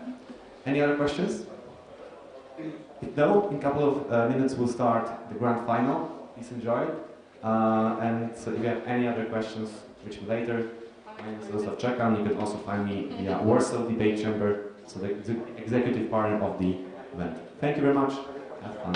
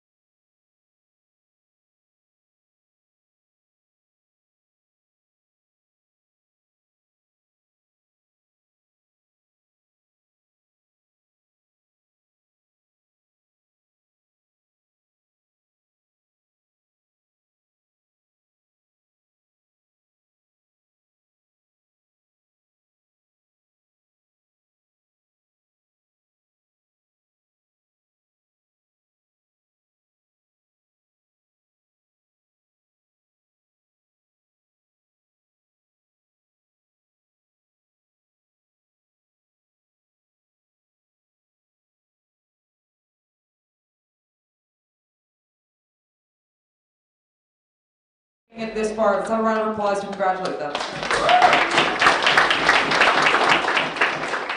My name is Gigi, preferred pronoun is she. With me judging are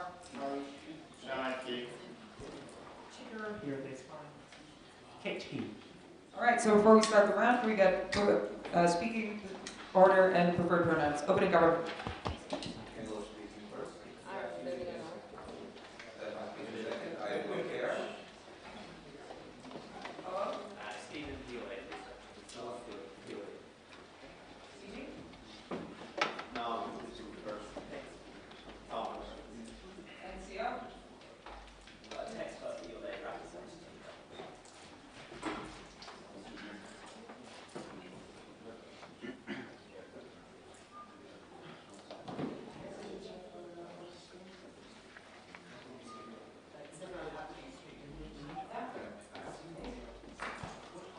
All right, then without further ado, I'd like to open this debate and give the floor to the Prime Minister.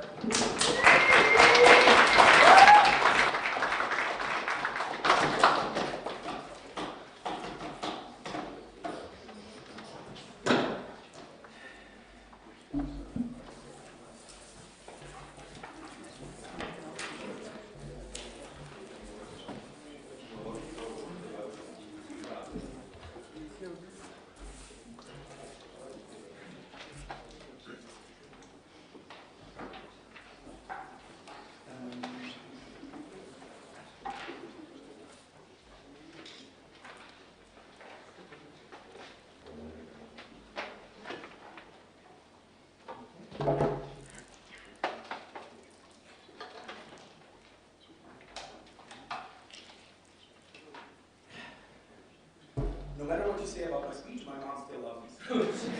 So let's start from the beginning and talk about why, first of all, conditions are very arbitrary. I'm going to give you a couple of points of framing that narrows this debate, which is in our interest. And second of all, I'm going to talk to you about family relations, why are they going to be better, and also what about abused groups. And obviously, we're going to go for abused groups because we're OG and not leaving anything for them afterwards. So, conditions are arbitrary. First of all, conditions that are set upon you are dependent on, first of all, the society that you're born in, what majority of people value and stuff like that. But it's not even what majority of people value, what your community values. So if you're born in a conservative society, you would value something. But even smaller, it's what your parents valued and what your parents' upbringing brought you. So this is what you see, like parents in older generation having much more conservative views than younger generation. So even if we're moving forward, the family is always sticking a bit backwards in time and stuff like that. So upbringing is also narrowing and making this stuff like that. But it's also second part of why conditions are arbitrary. It's also dependent on how your genetics of your family. Do you have like parents that are more paranoid, that have like other issues that live through stuff like that? So all of these things are influencing the way that your parents are going to treat you and what conditions are they going to push towards you and stuff like that. Notice that you didn't choose your parents. You didn't choose to be born at all. And we have to say this obviously. And you didn't choose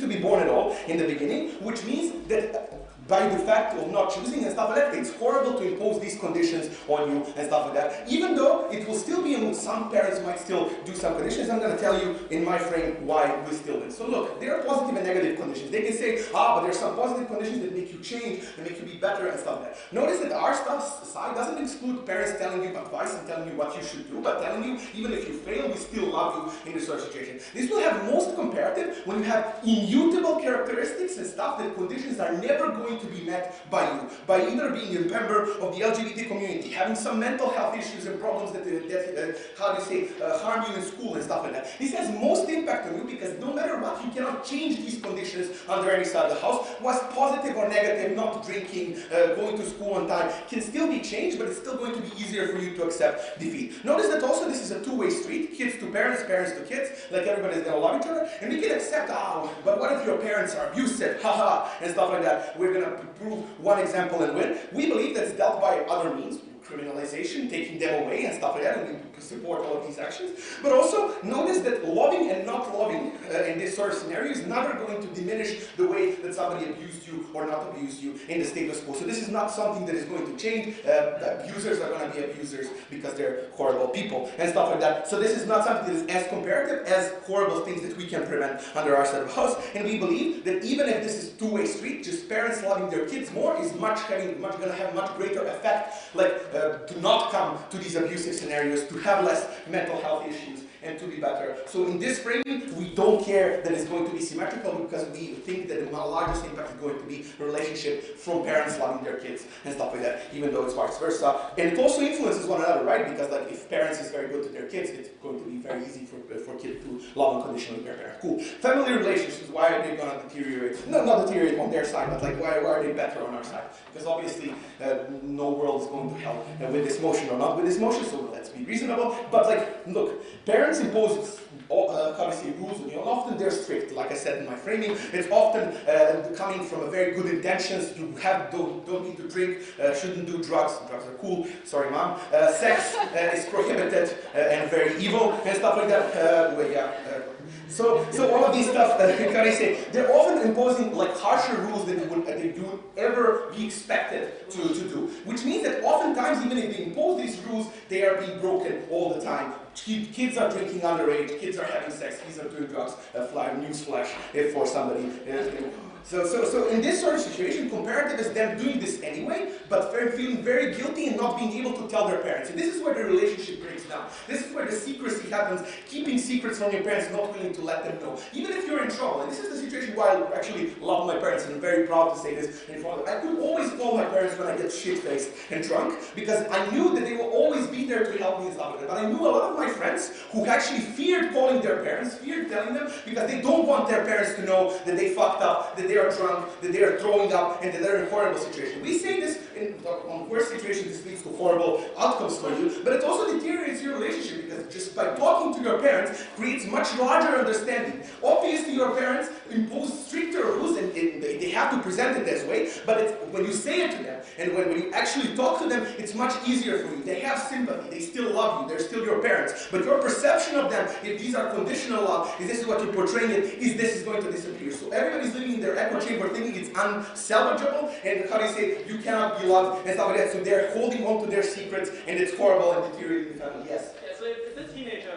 cares about their parents' love as much as you think, that they're so scared they would bring it up, this also suggests they would not do these things and not be in this situation, so it might on that be quite good. No, because it's impossible. The society and other stuff are driving you to other places. So you do want parents' love, but you also don't want to be called a nerd and stuff like that, and don't get laid because it's hormones and stuff like that, and people are having sex for centuries and stuff like that, and Christianity has been not there for a long time. The fact that's over. So necessarily, some things might be good, it's true. But the difference is, on our side of the house, you talk to your kids. Kids are more open to telling you what they're doing, which means that even under their scenario, you're much more likely to actually be open, to talk, to not push them to harder drugs or to group sex or something like this. You're much more like, I know this sounds funny, but it's actually a nuanced point, because it's telling you that these kids are going to have talks with their parents because they're going to be less afraid of abandonment. Abused kids, and this is the cream of the crunch point. Notice that conditions like being put on LGBT population, like gender stereotypes that parents are putting because they're conservative, is something that is biological and can never be changed by your side of the house. Notice that the worst thing that can happen, or usually to an LGBT individual, is being disowned by their family. Specifically because it's biological, right? It's not something that we control, that we want to be part of the family, because it's evolutionary. This is how we evolved to be in the communities, because somebody's caring for you when you cannot care for yourself. It's also a formative period. They were there when you were young. They were changing your diapers and stuff like that. So you want approval of them, even if you hate them and stuff like that. So notice that under their side of the house, parents putting conditions like, LGBT, you're gay, I'm disowning you and stuff like that, is less likely to happen than on our side of the house. The narrative is you should love your kids regardless of stuff like this. Obviously, some parents are going to be assholes anyway, but on our side of the house, on net, you have less assholes who are going to disown their kids for something that they could never choose and they can never change on their side of the house. As I said, no matter what we do, my mom was going to think that we won this speech, so please vote for my mom. Thank you.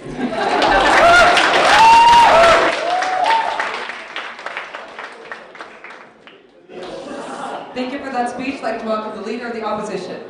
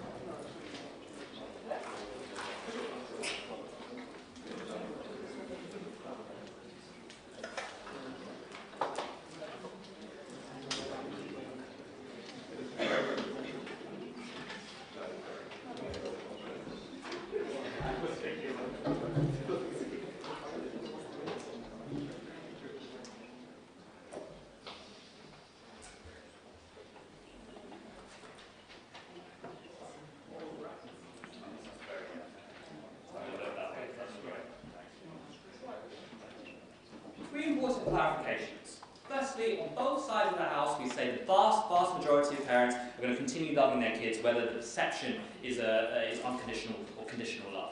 The second thing, and importantly within that, is parents are obviously still going to be biased towards their own kids, right? So clearly, if they're like the neighbour's kid is the one who, for whatever reason, is doing better at school or like mowing the lawn, they're not going to like love that neighbour's kid more than their own, right? There's clear biological reasons and the fact that you're responsible for your own child. That's important to know. The third thing we wanted to point out and clarify, we're not talking about living in a universe where everyone on either side gets their kind of love, whether unconditional or conditional, right? We're talking about whether the perception is conditional, how that necessarily influences people. So on that first point, right, why is it that children and adults, parents' relationships will grow better on our side of the house? The first reason is, when you have unconditional love from your parent, it doesn't say that you yourself as the child have any value, right? The reason for that is, irrespective of what you do, you know your parents have to love you, right? So actually, you could be a brat for all they care, right? What that tells you as a child, however, it says that to you yourself as a person, you are not someone who is worthy necessarily of love. It's just something that parent has to do, irrespective. You could be the worst child in the world, and they would still have to love you out of obligation. The problem with that from a young age is that it creates a mindset where you as an individual don't feel that you are someone who is worthy of love, right, and who's valuable, because it's just something that has to be done to you. Conversely, on our side of the house, what we envisage happening in our kind of world is that parents still, of course, love their kids and tell them they love them. But they tell them, I love you because you're caring. I love you because you help with the washing up. I love you because you look after your siblings, right? And that encourages that behavior. It tells them, like, I don't love you because I have to. I love you because you are deserving. You earned that love, right? And it encourages further that behavior. Secondly, we say then, it necessarily strengthens that relationship. When you know that that love is not unconditional and it's something that both sides have worked on, from the child's point of view, they're like, you know what, my parents do an awful lot for me. Not because they have to, but because they've chosen to. They have taken that effort to do so. And I value that, right? And I have greater love for my parents because of that reason. Moreover, conversely, equally, that parent then values that child even further than they did previously, because they know that that child is acting in a positive manner, not because, not safe in the knowledge that they will always have their parents' love, but because they're earning that love. They're wanting to be worthy of that love. And we say that when both sides are in this kind of relationship, and that is the perception of the relationship in the outside world, there is a far greater appreciation from both sides of what they're receiving, and that isn't being taken for granted. No, thank you. Second point, why does this enable families to part ways easier in situations where that necessarily happens, right? So we hear from opening that we can criminalize, right? So for example, where there's like family abuses, we can criminalize, and that deals with that problem. But it's far more nuanced than that, right? We're not just talking about like abuses. We're also talking about situations, for example, where someone comes out as LGBT, or someone says, I no longer want to be a Christian, even though your family is Christian, and whether they love you unconditionally or conditionally, they're like, that is unacceptable to me, right? Because you can still weigh other things as more important. If you're someone whose the religious view says it is a sin, it is blasphemous, you will go to hell if you are homosexual, right? You can still value that over unconditional love of your child, because you can say, look, if I continue to keep you in my home and continue to have this relationship with you, I'm damning you and myself, because unless you change, you're going to be damned. And some of our parents will say that is the greatest form of love, and that's why they're doing that. They're doing it to rescue you. So they don't deal with that by just saying, oh, we'll put people in prison. What happens then? On both sides of the house, unfortunately, some scenarios, like whether it's due to abuse or differences and like big issues, families have to break apart.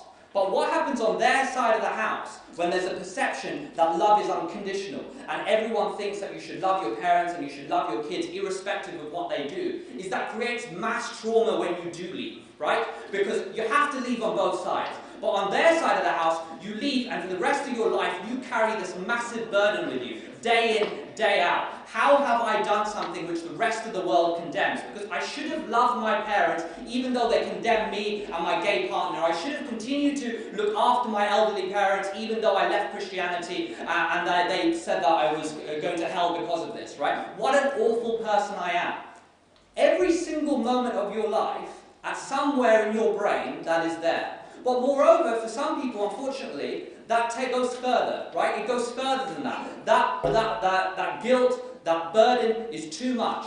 and that it can lead to situations where people fall into depression. It can lead to situations far worse than that as well. We better deal with that on our side of the house, where you acknowledge these relationships are reciprocal, and therefore you can leave your parents safer in that knowledge. I'll take those. What if your family broke up and you still love them? Still love them even though you had to break it up? Yeah, so I don't actually see how that's any different on either side of the house, right? If you love them, you conditionally or unconditionally, you can still love them. But what we're saying is easier for you to move on with your life on our side of the house than it is for yours for the reasons I said, right? So dealing with the point we hear in opening about how you can do more things because you can actually just tell your parents and you know that because it's unconditional, they're going to accept you for it, right?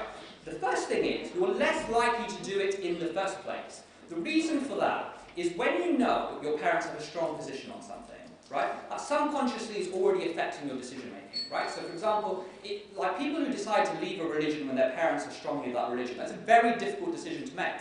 But lots of people don't even get to the position they can leave because subconsciously there's something in their mind telling them that I can't do this, right? Like, and that thing is because it's my parents who love them, like love me so strongly. So it deters that, right? When you say I have to love my parents unconditionally, I can't tell them they're wrong on this issue, right? They are right. I must love them, therefore I have to abide by that decision. But secondly, what we say is when you do make that decision, they imagine a world where you have this discussion with your parents, and your parents are like, look, I know you're gay, and we very strongly oppose that, but we still continue to love you. But I've already given you reasons how actually that's not how it plays out in a lot of these scenarios, where they actually say, because of that unconditional love, I have to push you away, and you can't do anything about it in the way you can on our side of the house, right? So at the end of this debate, what we need to ask ourselves is firstly, what leads to a better human being being created and better relationships within families? And secondly, we say, in those scenarios where like families do break up, who can deal with it better? They don't have an answer to that question. We do, and it's better than theirs. Thank you.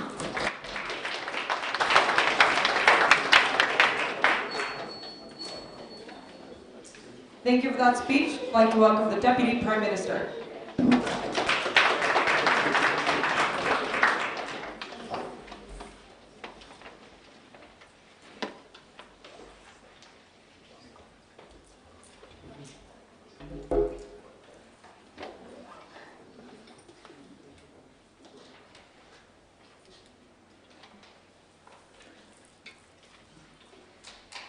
So what's peculiar, to be fair, in the first two speeches is that both we and Opening Up largely choose to defend the more suitable cases for their side. I will engage with the comparative in the middle. What is this case? If you notice, most of Miloš's speech is about the obligation to parents. Most of, if not all of Stephen's speech, is largely about the position of individuals, i.e. the younger individuals in families. Let us try to reconcile this in this speech, because if we don't, closing well, then they will win. So, a few points on this overall. Firstly, on whether this motivates children, like the feeling of love, what we get in the first part of the speech we just heard. Now, what I will point out is that there are other forms of motivation other than love you can easily get from your parents, i.e. a feeling of respect, a feeling of acknowledgement, a feeling that you're doing a really good job. All these feelings are independent for love. We do not do everything for other people purely that they love us. We often do this to receive other forms of social acknowledgement. The second point we hear on this is, yes, but you will appreciate the kind of love parents provide to you because you think it is chosen. I mean, to an extent, the third part of their framing is true, which is that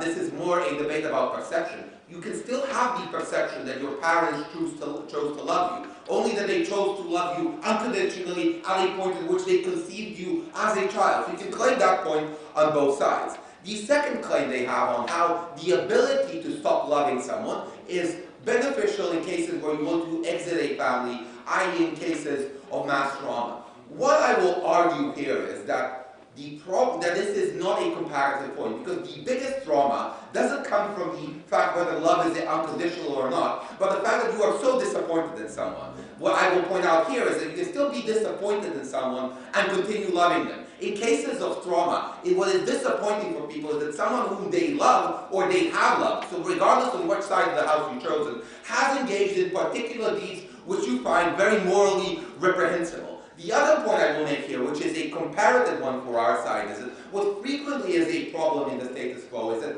you love someone, but because of these often unconscious conditions, you are unable to love them anymore because they have broken those conditions. And this is frequently what happens in post-trauma cases, where people feel entirely alone and abandoned, irrespective of whether that's because of the things they did or someone did to them. Analysis we provide in the first speech. But ultimately, this feeling that they are alone and abandoned in the world is what makes a lot of these things very, very traumatizing. So the points they care about are true on both sides of the house. But the analysis we provide is very, very particular to ours. So overall then, the one final point I want to make is something they fail to engage with, is we provide a lot of analysis as to why many criteria chosen for love are completely arbitrary. There's literally no engagement with this other than cherry-picking examples. The overall impact of this point, though, is that there exists an obligation to love someone unconditionally because a lot of these criteria were simply not chosen. Miloš gives, I believe, 4 or 5 points as to what these criteria are. There is no response to them. What is the crucial point in here? The crucial point here is that because those criteria are arbitrary, especially for like kids, and they didn't choose a particular family they would be born in, there is this obligation for parents. But even for parents, even for kids, there is often this obligation as well to be reciprocal towards their parents. Why? Because a lot of the criteria they will take into account is also equally arbitrary for a number of these reasons. For instance, the way in which your brain is particularly wired may impact the way in which you interact, love, or don't love people. That's essentially it.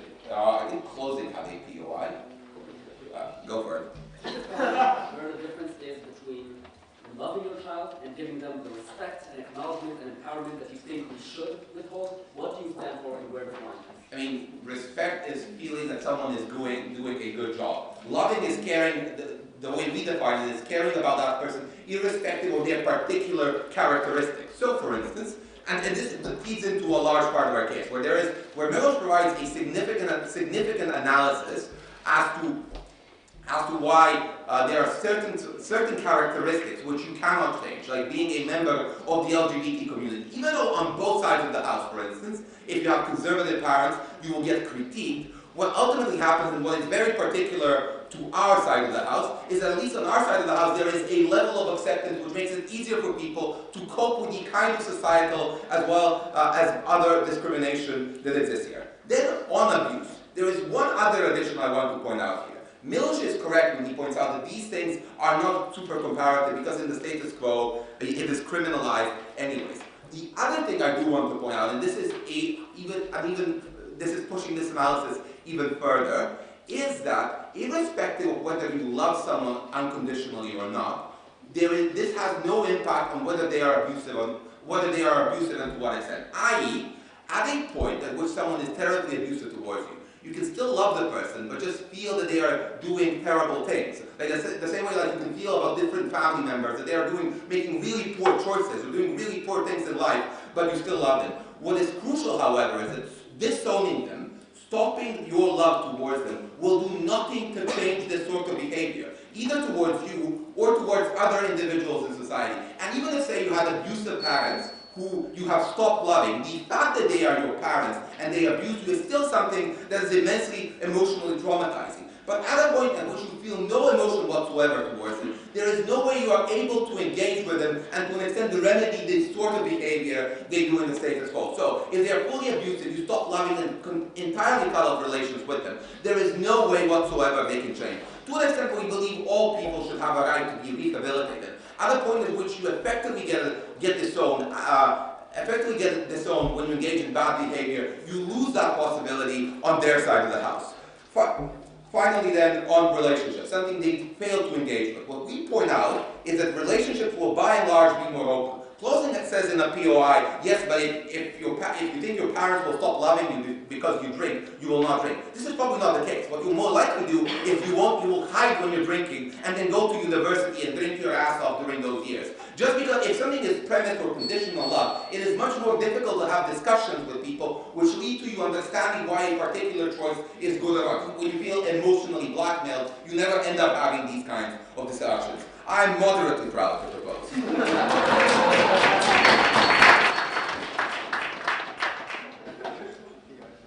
Thank you for that speech. I'd like to welcome the Deputy Leader of the Opposition.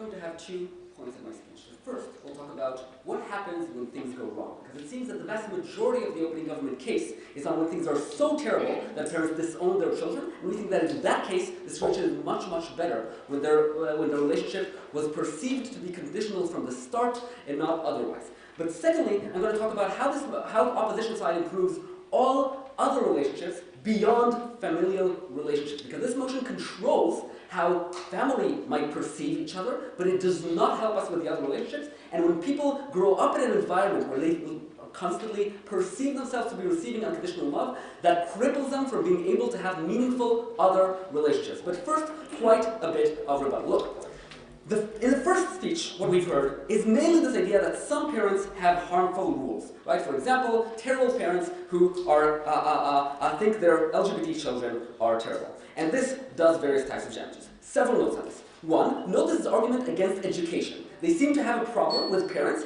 enforcing any rules because some of those rules are wrong and some of those rules are arbitrary. We think, A, on the whole, it is good that parents try to educate their children, despite the fact that some of them do terrible, terrible things in the process. But secondly, even when they're wrong, we would prefer it to be in an unconditional manner from the start, perceived by their children. I will go into this in my first point. Secondly, they say, look, but there are tons of alternatives. You can talk about respect and acknowledgement. I would like to hear, raise your hand if anyone in the audience has ever said, yes, I'm today happy because I have the respect and acknowledgement of my parents below the age of 18. Very impressive.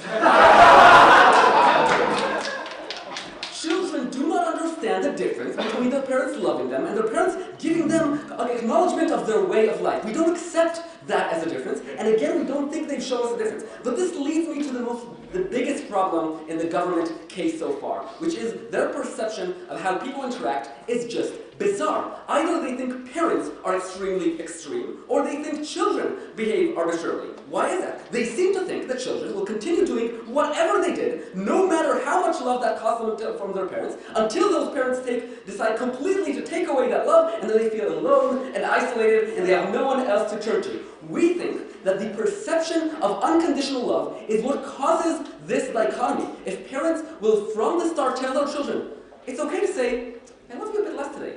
I think if you had done the dishes, I think you would have been a better child, and our relationship would be better. We think that's incredibly valuable and important, and would prevent this. No, thank you. And lastly, I think the point that shows the most how much they do not understand how love works is when they say, what do you mean? Abused children can say, I still love my parents, but I now recognize that this was an unhealthy relationship for me, and therefore I will leave.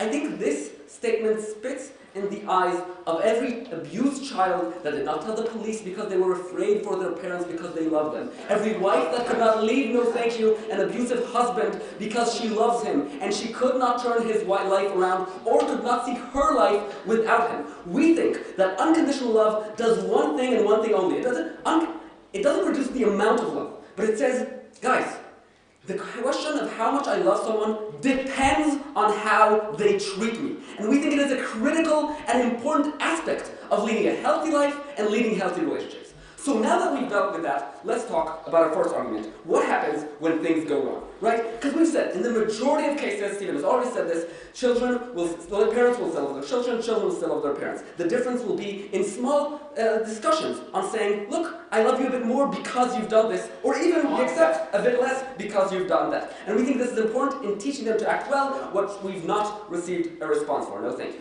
But opening up and bring up, and they say, look, there are many cases, that things go bad. LGBT youth, I'll add a few others, right? If you're going down a hard criminal path, if you start abusing drugs, if a child abuses his siblings and becomes a threat to the rest of the home, and so on. Now, how do these play out on both sides? No, thank you. We think that the fact that there is a perception of unconditional love doesn't have a very significant effect on whether a parent will disown their child after 3 years of trying to support them. We think that when a parent has tried, and their child has stolen from them and still done drugs, or that they beat up their little brother, we don't think that this perception will be critical.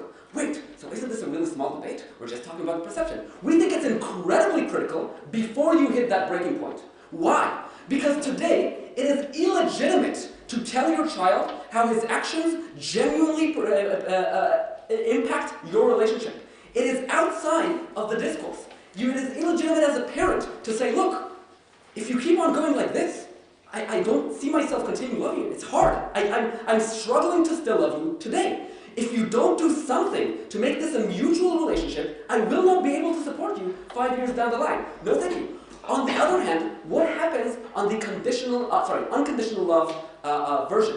What happens is, parents do not say this at any point. But when the breaking point arrives, we don't think that perception makes a difference.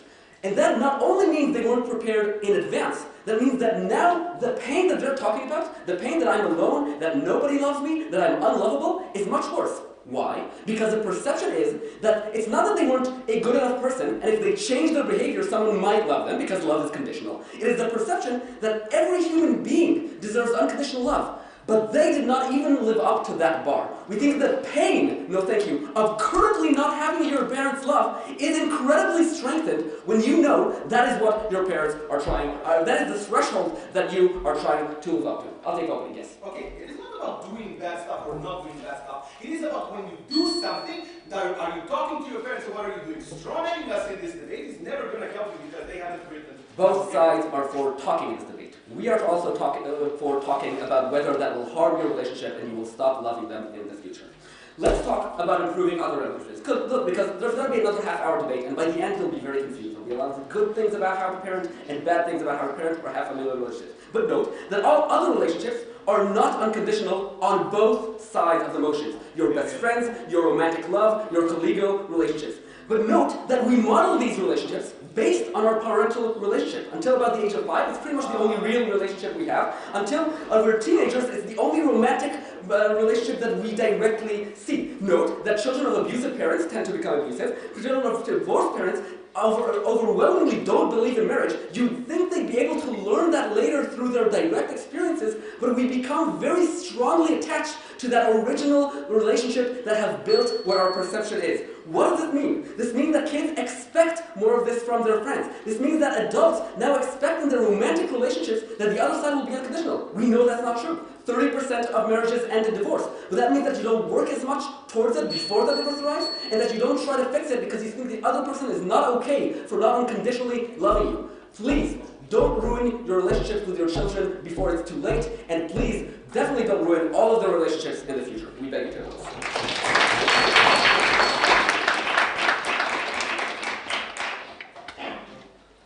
Thank you for that speech. I'd like to welcome the Member of Government.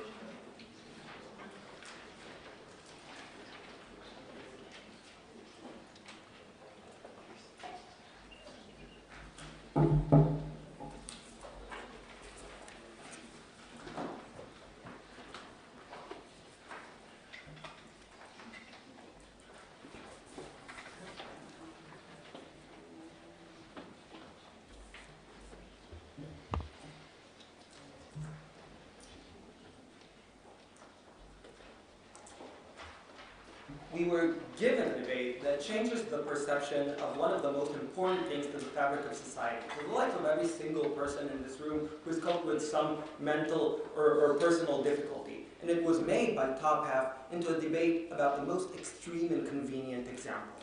The logic we'll present in closing will apply to all of the people in this room and to those extreme cases, but we think that for one should be reason enough to place closing above front half.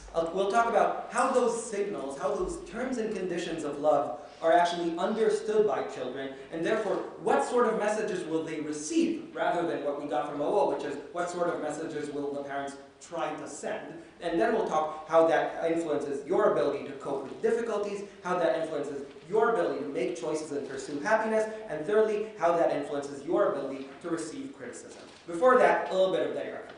So firstly, on the issue of abuse and the idea that the abused child won't go to the police because they still love their parent. We say the inverse direction is just significantly stronger. When love is conditional, you are afraid that going to the police will lose you the love of your parent. And unfortunately, when we look at reality, unfortunately the thing most weaponized against abused children within the family is the idea that you have to do, and this is like, brings my hairs up, but you have to do this or we won't love you.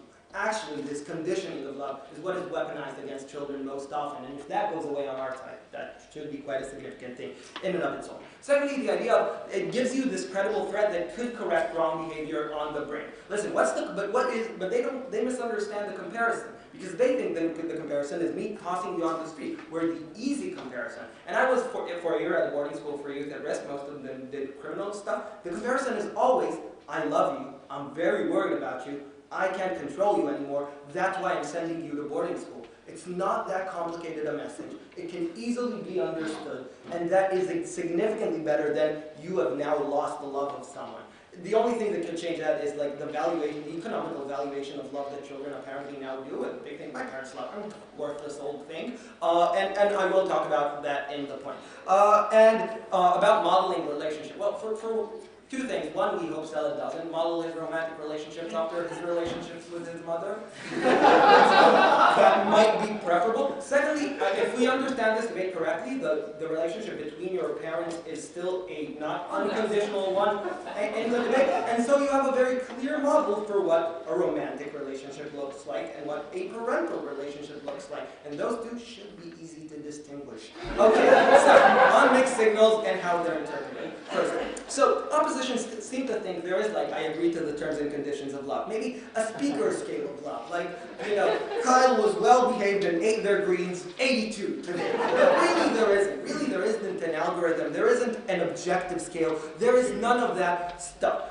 What does happen? We think from a young age, young children learn that love is conditioned from all the contextual clues and sayings that God told us. Like, I will love you more if you do this, I will love you less if you do this, and children pick up on that quite quickly, is also conceded by OO. Secondly, we say it's truly impossible, especially for children, but really for all of us, to really understand the conditions where love breaks. Why is that? First of all, because it's inherently complicated. There are a ton of things that can happen in life, but also because all of the signals that they give you are like, I love you a little less and more for everyday occurrences, but the most terrifying and dread-inducing occasion, the loss of love, is never like induced or framed in this, because no one will tell their child, I won't love you anymore if you'll be like, you know, if you'll do sexual assault, because that's not quite appropriate enough. And even then, like, if you don't make this school, if you don't make that school, those conditions are just simply impossible to understand. Thirdly, we say people are extremely afraid of losing, like, the core nexus, the core root of their identity, and therefore will always overestimate that risk. And fourthly, we say all of those signals are really subtle, right? Most of the communication between parents and children is actually nonverbal. It's a look, a turn away, a lack of attention, and impatience. And so we think that makes children completely and always, that is like the real arbitrary thing, and it makes children completely afraid totally that every single one mistake will lead to breaking up love, will lead to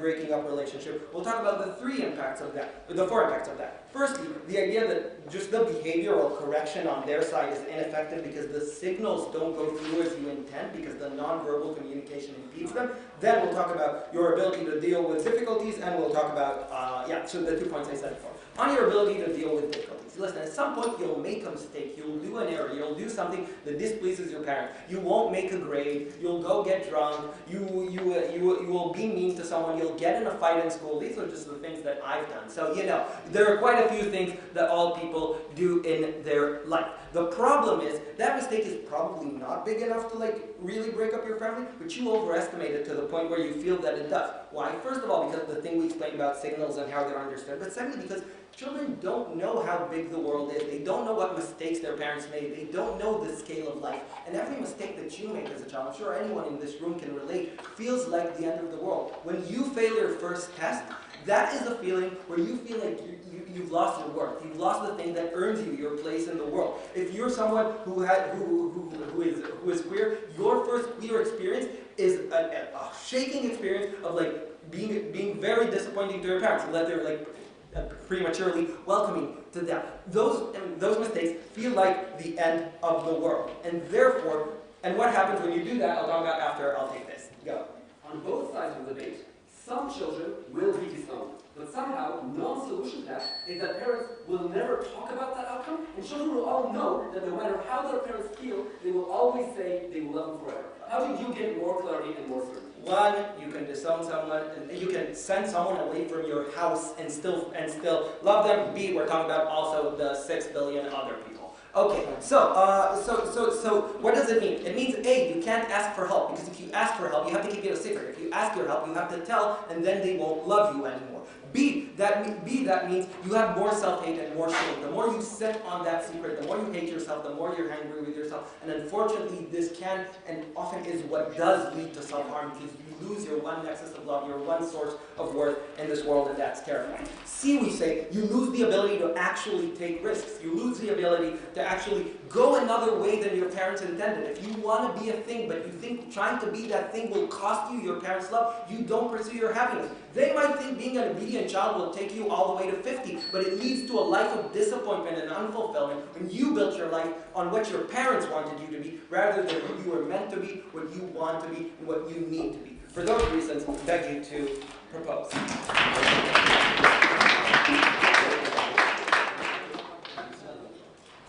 Thank you for that speech. I'd like to welcome the member for the opposition.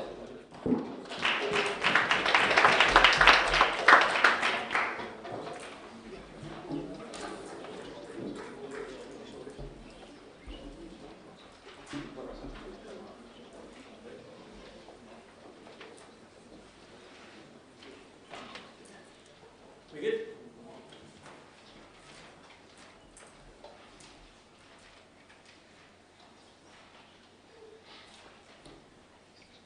Raffy and I, in closing opposition, think that love can sometimes be beautiful, but sometimes it can also be a far larger burden than having to win someone's respect.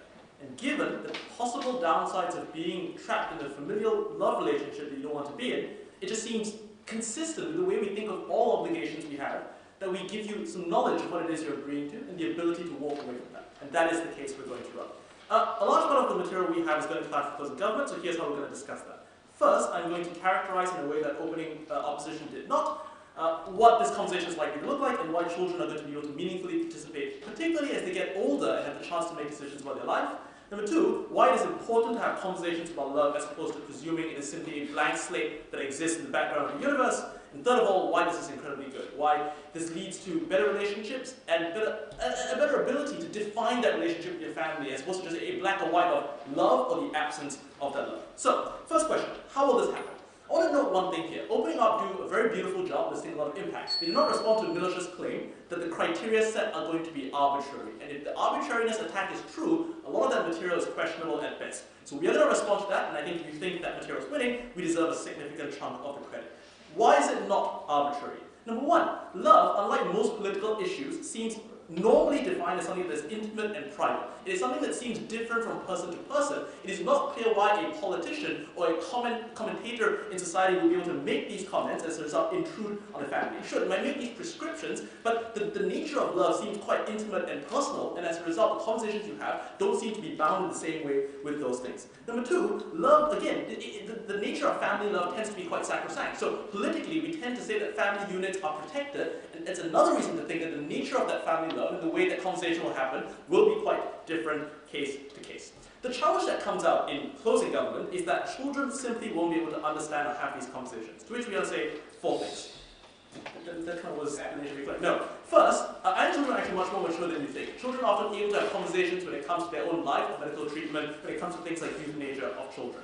2, the kid is a spectrum here, right? So as a child goes from being 7, maybe you don't have that deep conversation, and you have some basic idea of what reciprocity looks like. As the child becomes 14, 15, or 16, the age where, as Miloš thinks, they can have drugs and have sex, that seems to indicate a decent amount of human emotion and maturity, but they have some conception and the ability to have a conversation with their parents. But third, and this is the most important one, when you discuss what does or doesn't make you love someone, it can never be as arbitrary as you finished your food or you did the dishes. It's always tied to that relationship. You say, you've made my life easier when I was having a tough day. Or you say, you considered how I felt, and not everyone's done that to me. It is about those reasons you give that tie action to love and a relationship that even children can understand, and crucially, are better able to understand when they go away and think about these things, given that those conversations are happening. So, the upshot of this discussion, by the way, is that in this new world, people would have reasonable conversations about love. They would not find it awkward or icky in the way we do now, because that would simply be the norm. What else does CG say to this? 1, they say that it's not often clearly framed as where the breaking point is. We don't care. We agree that very often we never get to that breaking point, and what's more important is you have an idea of the general conditions or the general reasons that would lead one to tip one way or the other. 2, they say that signals are often subtle. I've suggested why this wouldn't be the case in the world that exists. Because in this world, parents would have an incentive to do this in the same way that on their side, parents would have an incentive to tell you that love is unconditional. They would have an incentive to use their conception of love to communicate with you. But even if they didn't, on our side of the house in this world, if it's normal, you can ask about it. You can ask why you're treating me coldly and try and understand the reason for that, and thank you. Because you understand there's a reason for that, as opposed to thinking that the coldness just comes from something else because they had a bad day. You are able to then ask what about your behavior has triggered the response. Last of all, CG says, this means you've made a mistake, and as a result, bad things spin on from that. I would say, number 1, good parents would also react and respond by saying that it's not that bad preemptively, but more importantly, love is fungible on our side of the house. So you might have made a mistake, and if anything, you're more likely to take risks because you always earn it back. You might have cost some part of love, and you can do things that you know your parents or your family members care about in order to win that love, no thank you, back. So that doesn't change. What does change?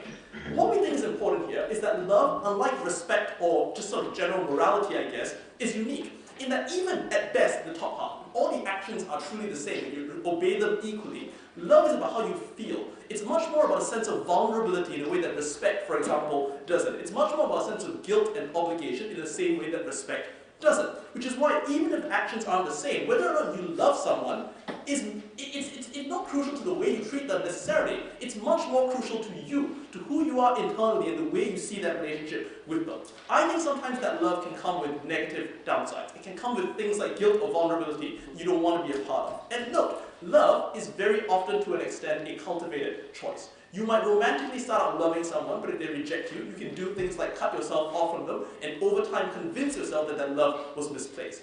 As a result, we think individuals should be given that same choice when it comes to their family love. To decide, I'll take you in a second, how deep they want that love to be and how much they want to commit to earning a maximum amount of love or a smaller amount. Go ahead. But the problem is it's disproportionate because when you're growing up, the only person who is causing the conditions are parents, which are arbitrary by the factors of mental state, society, genetics, even though your EPL answer sounds smart. My point is, look, maybe worst case scenario, right? The conversation at 7 isn't great, the conversation at 14 isn't great. When you're 21 years old, you're still a young adult deciding what your relationship with your family is going to be. That's where you have the most choice as to how you want to live that life with them. And crucially, you've grown up in a world where you're used to having those conversations, you're used to thinking for the last 12 years of your life what that relationship should look like. In other words, you have given people both a means of understanding what they need to do to earn that love, and a means of asking themselves, do I want this much love in my life? How much do I want to love my family around me? It's hugely important because opening government does point out a crucial thing,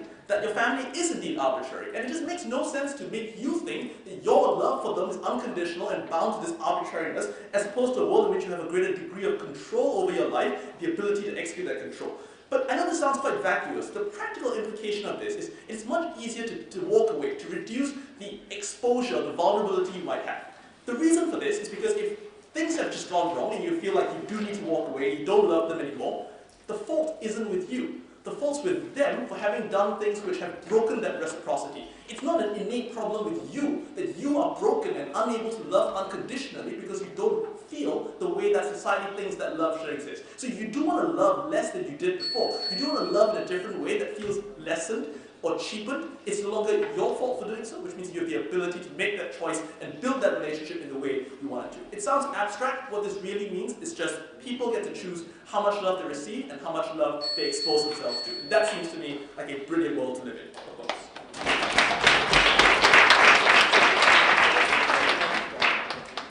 Thank you for that speech. I'd like to welcome the government whip.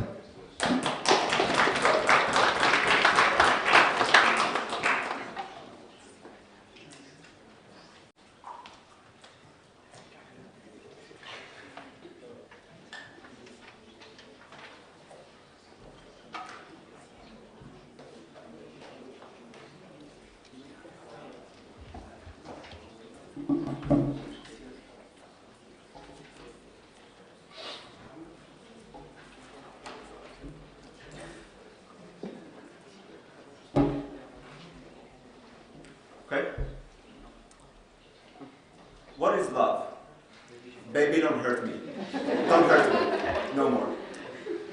We think both oppositions live in a world in which you have the sort of relationship between parents and children. You have an Excel table that tells you how much love you have at each point of time. You have like these multiple axes, and you know how to optimize for your parents' love. And then everything is so good because you know that you can use it as a condition for children for them not to harm their brothers and sisters and not to do bad things. This is why it's crucial for us to understand a couple of things. Firstly, how do these interactions actually look like?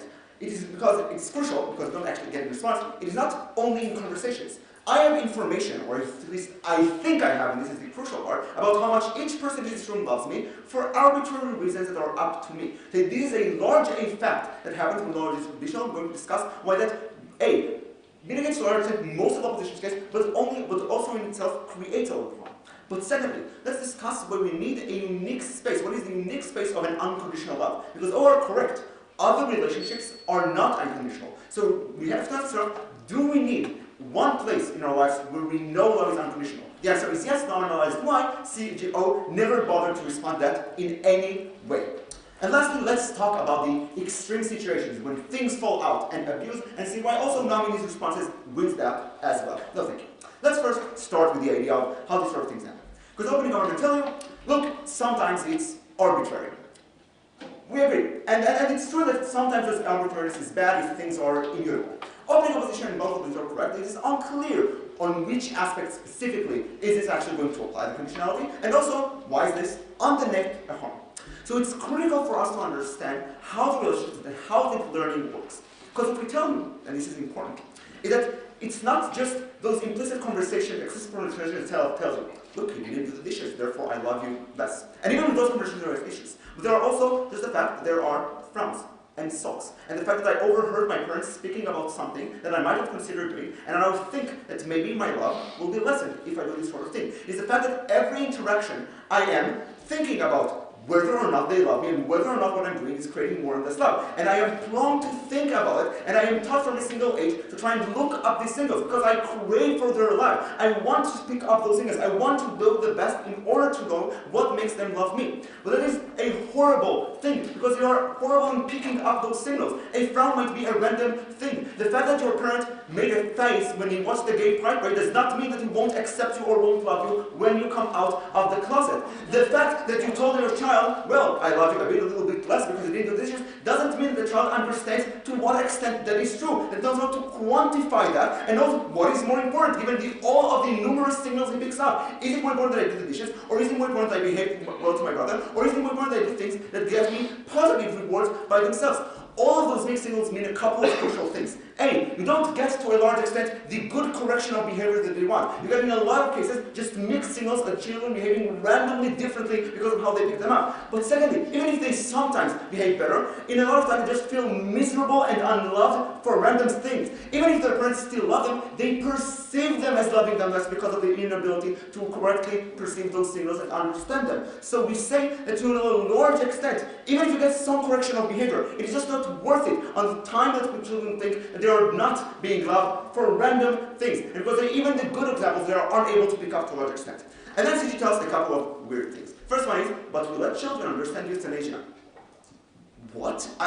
Which 6-year-old child is able to comprehend death to an extent like, yeah, I'm capable of making a rational decision about whether I should die and not continue suffering for the next couple of years. It's a weird analogy ever. And then I say two things that are not as bizarre. The first one is, but when you're 16, it becomes more normal. Yes, that is true. But the damage is done from when you are 4 until you are 16. Until that point, you have changed your entire life. You have behaved differently. You have censored yourself to such an extent that you don't care that in the age thing you could have a reasonable conversation. You won't be able to have that because you don't have the relationship with your parents. And the last thing is, but it becomes normal to talk about that.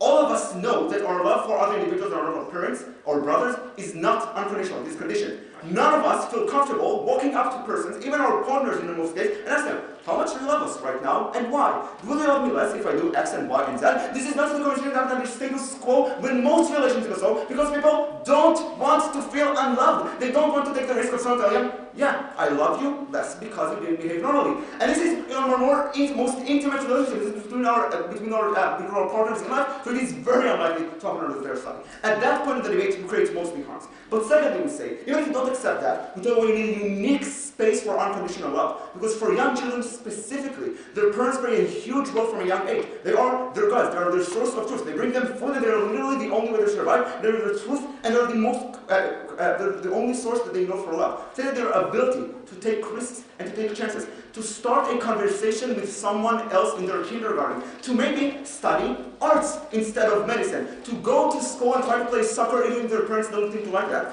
That only happens when they know that it wouldn't affect them back home and their parents would love them anyway. Their ability to take risks on the most precious thing, their love from their parents, diminishes their ability to have any sort of autonomy to a large extent. But secondly, we say, not only that, you're just the constant fear that every action affects your love from your parents from a young age is horrible. Sadly, I know that because this is how I live my life, so I'm an example for us, but just the anxiety of whether or not the fact that I'm doing good in debating means that people will love me more or less, and specifically my parents will love me more or less, is a horrible thing for a child to experience. Oh, I'll take you. CG's case is about the harms of insecurity and not knowing if you'll be left. On our side, every single child knows why they are loved, and has more explicit conversations. Except for the entirety of our case, when we explain to why children don't know why they're loved, they guess horribly wrong, and they think they are unloved to a large extent because of all of these reasons. She just doesn't respond to any parts of our case and loses to that. So we say that to a large extent, you are unable as a child to take risks and try to develop yourself, and you live under fear and anxiety constantly because you are afraid of losing that precious thing that you crave. It is the only thing that matters to you from a young age. Lastly, we have a couple of weird things from OO on that. Like it tells us, look, but maybe you won't feel worthy because you are loved unconditionally. I seriously don't get the analysis there. I don't think any of us feels unworthy just because our parents love us anyway, because they can still praise us to an extent. Secondly, it tells us, well, you get fixated to unconditionally love relationships. It's a good thing that you still have friends from a young age. It's a good thing that you have your parents to view, as Noam tells you, and teach you what relationships that are unconditional love will look like. But you still need the unconditionality in one place. And lastly, let's quickly discuss the idea of the extreme situations. Noam already tells you a couple of crucial things. A, that the conditionality is a lot of times the tool for abuse itself and what causes the damage. In a world in which more people live it happens more. And secondly, don't implement that, it doesn't really matter. Most people will suffer as a result of this motion. Please, propose.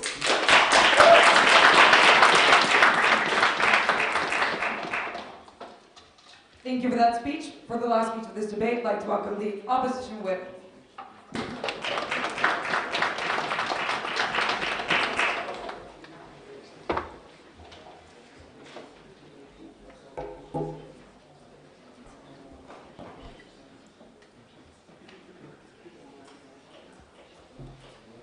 I think our fundamental insight from closing opposition is this. If you are in a romantic relationship where you have no ability to quantify what it is you like about each other and what it is that your relationship is contingent upon and delivers value for each other on, we would call that relationship astonishingly dysfunctional.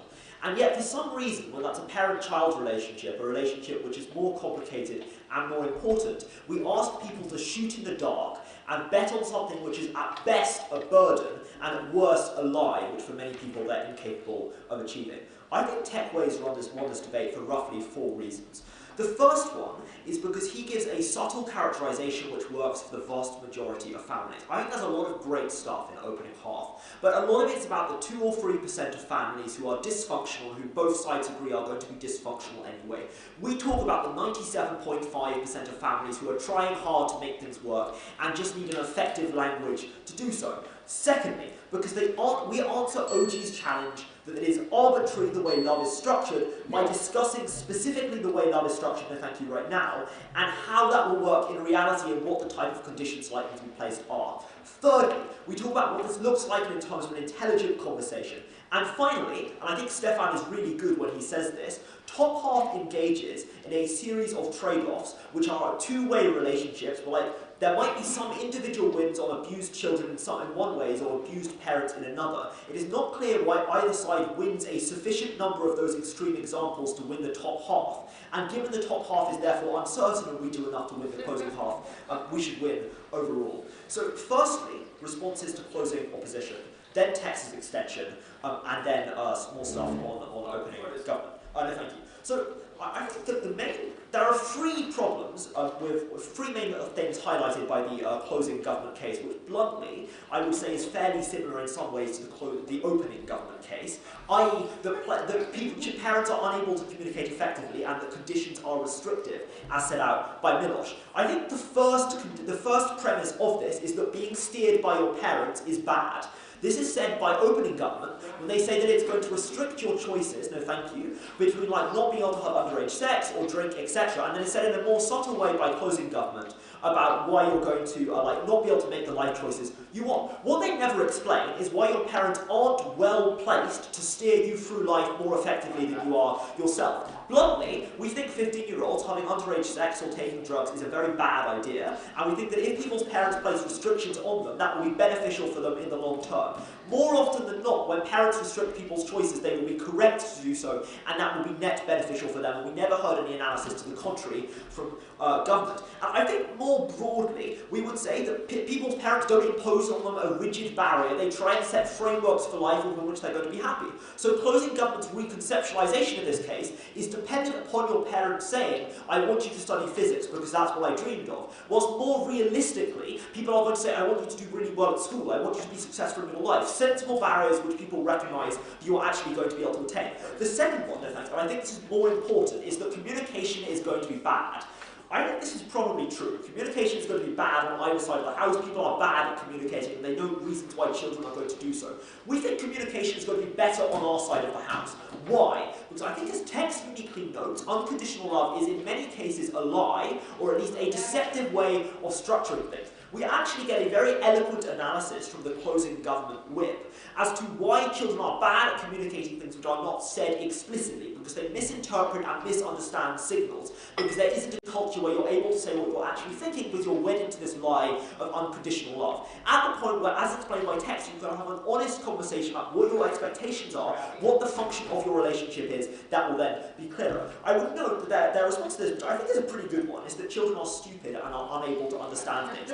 This is true, but is true on both sides of the house. And we would also note that we're firstly talking about older adults as well, but secondly, for the reasons they demonstrate, it is possible to have an intelligent conversation with children. I think I had quite interesting and deep conversations with my parents from quite a young age. You understand the nature of the relationship you have with your children. When you love someone unconditionally, you can and probably should praise them and tell you that what you love so much about them, and also give them criticism if need be. Education and praise are symmetric at this debate, but the fear of losing love isn't. Right. So I think clearly this debate is about drawing the distinction between disappointment and lack of love, which in some ways is fairly arbitrary. And what that POA has pointed out is we all exist on a spectrum. Clearly, we are being more honest on our side of the house when we admit that there are some things which cause lack of love as opposed to lack of disappointment, and that is a better basis for a conversation. There are other bases for a conversation. We think they are less honest and can less communicate the nature of the relationship and therefore are going to be less effective. And we think they haven't showed why feeling your parents love you infinitely but are disappointed in you is not actually an equally bad feeling to feeling that your parents love you a lot and their love for you has diminished. In fact, I think the feeling of feeling like your parents love you unconditionally and you've really let them down might even be worse, and therefore it's not clear why there's a benefit. The third, I think, misassumption is that the stares people place on you is going to be bad, and there's no more reason why the sources of lack of love will be bad than the sources of disappointment.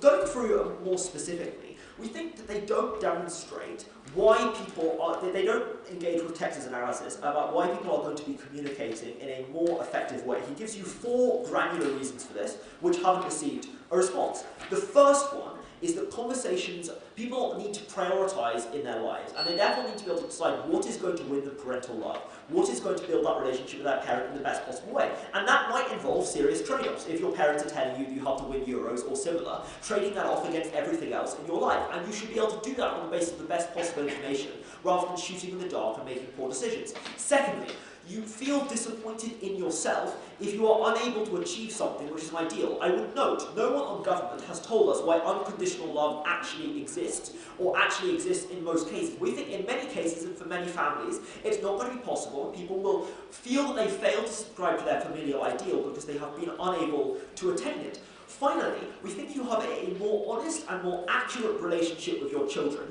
as described by Teck Way, when you're able to be honest with them about what you expect from them, rather than implying what you expect with them and hoping they can pick it up along the way, or alternatively, having to use a language of disappointment which doesn't really reflect the reality you're going to use. Fundamentally, we think that people's relationship with their parents is the most important premise of like many of our happiness, is the reason why we're all here today, and therefore that should be based on honesty and on good communication, rather than hoping that your children correctly understand the way you nod at them or the way you smile at them, as described by closing government. Very proud to oppose.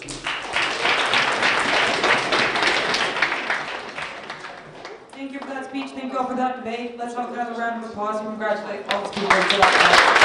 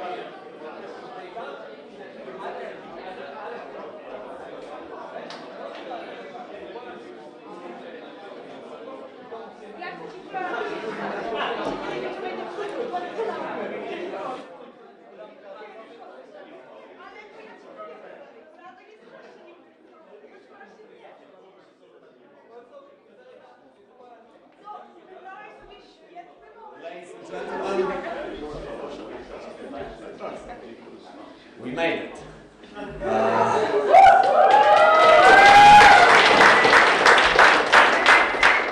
So the first moment when we had this idea, had this competition was, I think, June or April last year. And at the very beginning it was an idea, just let's do a competition, right? Let's do a tournament. We have university, we are very open to it, we want to promote good debates. Let's do a tournament. But that was not enough. We decided that obviously a tournament is good, but we want to be the best. So let's make a tournament that will be the best of the tournaments ever held in Europe, hopefully in the world.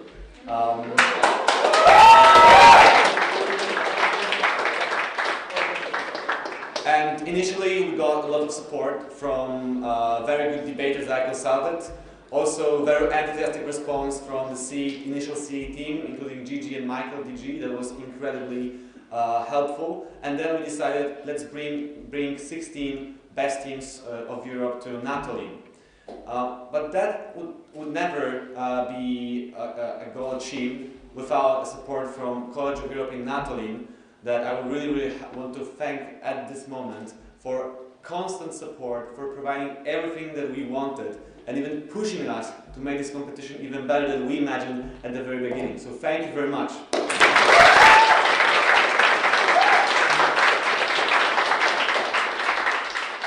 Special thanks goes to a few people from the college who particularly helped us to have this competition. That's Vice-Rector Ewa Ośniecka-Tamecka, Mr. Marek Tabor, Monika Bierwagen, staff members including Robert, Matija, Ola, Agnieszka Barzin, and all other people. Please give them applause for that.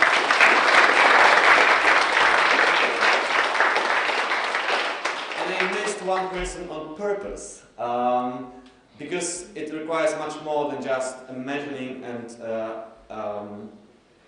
clapping. Łukasz Dobromirski, who is the head of Students' Affairs, was with this idea from the very, very beginning. We were discussing this tournament in mornings, in nights. We're trying to really gather a lot of interest not only in college but also outside, people who have never heard about debating, to promote among students. So if you have to give one person the biggest round of applause, that's for Łukasz now.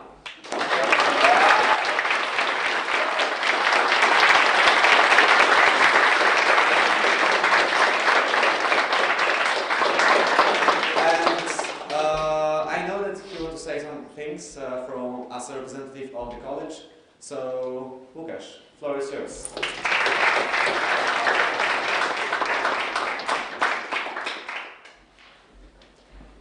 I'll definitely try to keep it below 7 minutes.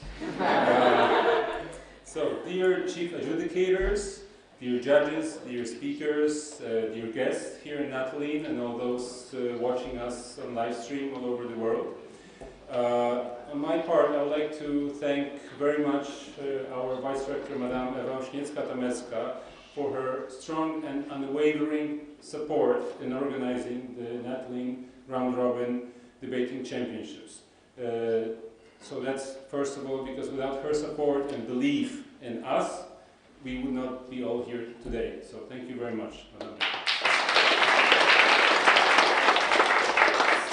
I would also like to thank Radosław Czekan from the Warsaw Debate Chamber for inspiring us with this idea of organizing this prestigious event and bringing all the great speakers, judges and guests here today and over this weekend, and for supporting us also throughout the academic year in teaching, training, promoting debating skills in Natolin. So thank you very much, Radek, for that.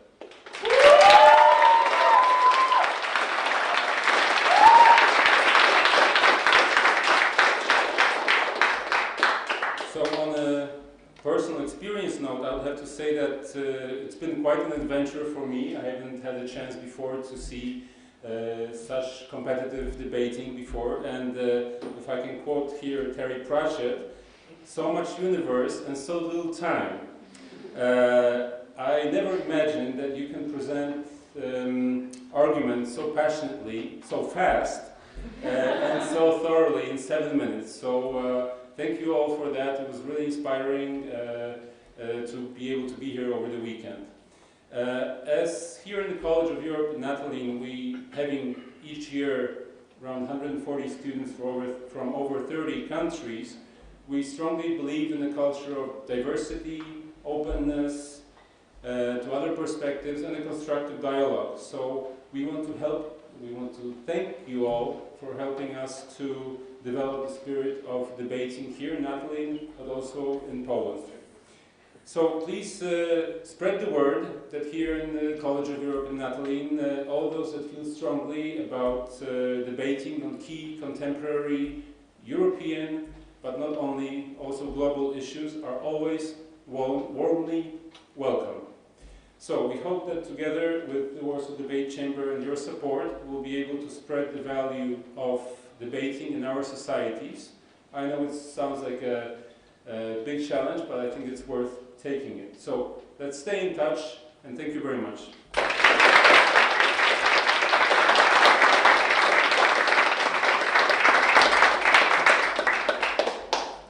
Yes, the college is a very special place. That's why we are having this here. Not only because the debate is the core of the university, and that we have like 130 students every year from 30 countries, and this clash of ideas, clash of perspectives is like a constant here. However, doing this in Natolin is a great thing. We want to make the world do that thing as well, right? So debating, knowing about debates, watching this, learn how to debate well, and that's why we cannot do anything without a massive support of the media. That's why we would like to thank now the Polish press agency and the Rzeczpospolita for giving us media patronage and getting to people who have never heard about debating, but now they are a bit more passionate about it. So please give a round of applause.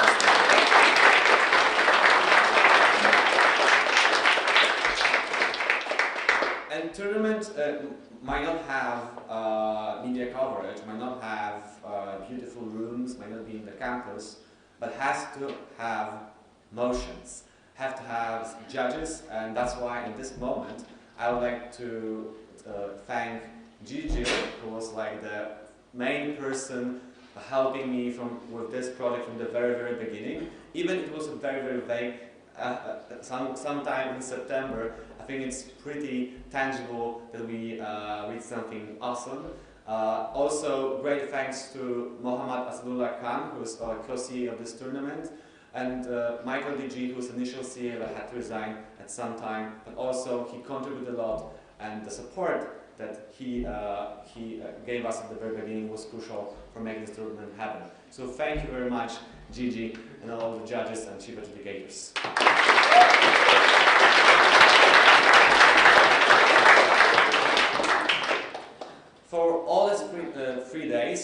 even 4.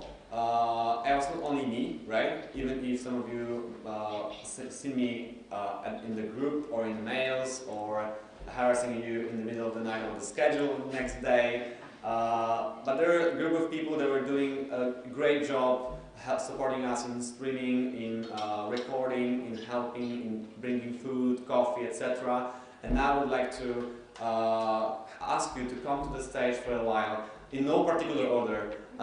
Flora, Mateusz, Patrycja, Ala, Maciej, Zosia, Marysia, Krzysiek, Antoni, Dagmara, Liv and Claudia, please come here to the stage.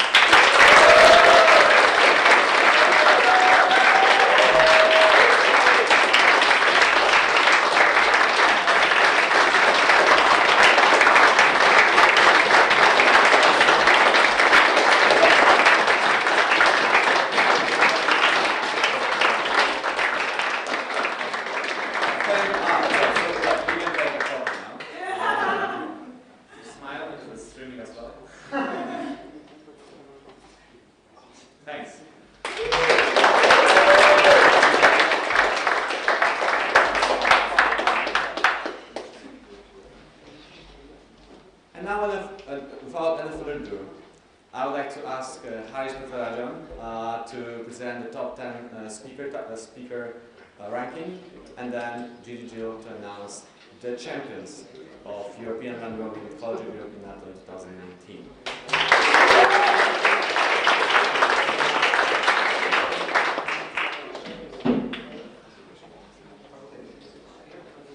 And speakers, please come to the stage so we can take a photo.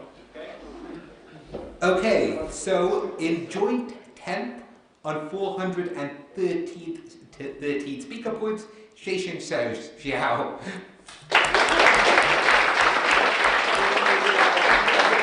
Is he anywhere, Jason? Oh, okay, fair enough. And in joint 10th is Steve Rajavinothan.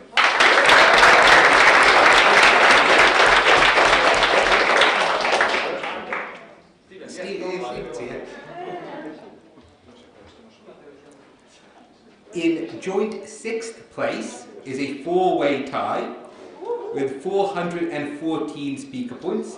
Rachel O'Neill,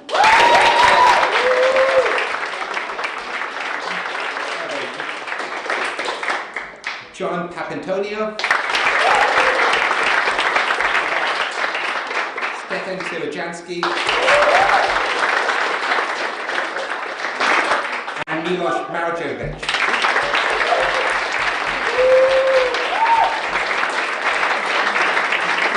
In 5th place, on 417 speaker points, is Tom Manor.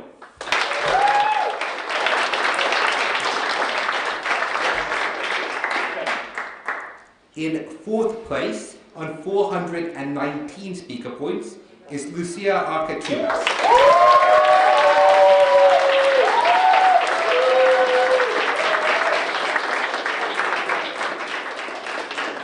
In 3rd place, with 420 speaker points, is Sella Nevo.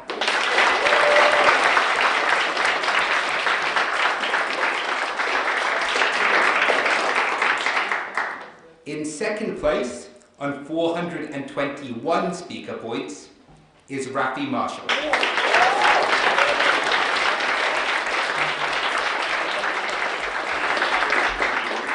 And the best speaker on 422 speaker points is Teck.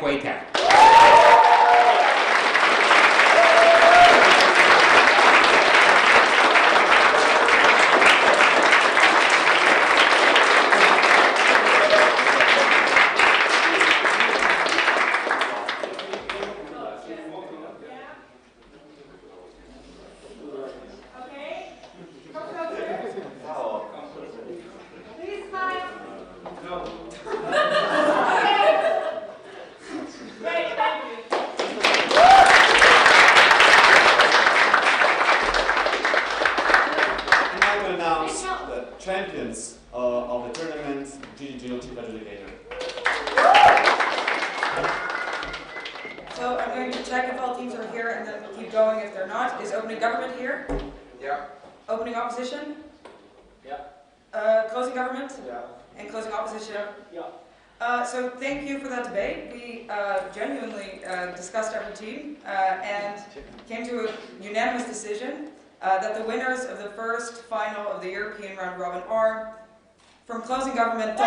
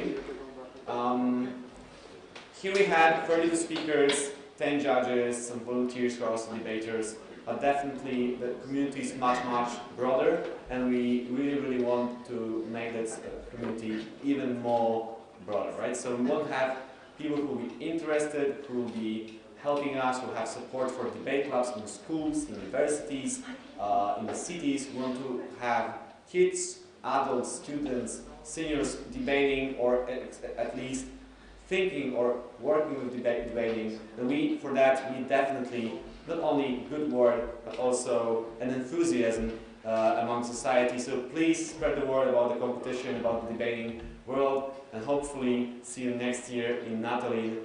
And now, thank you very much. See you there.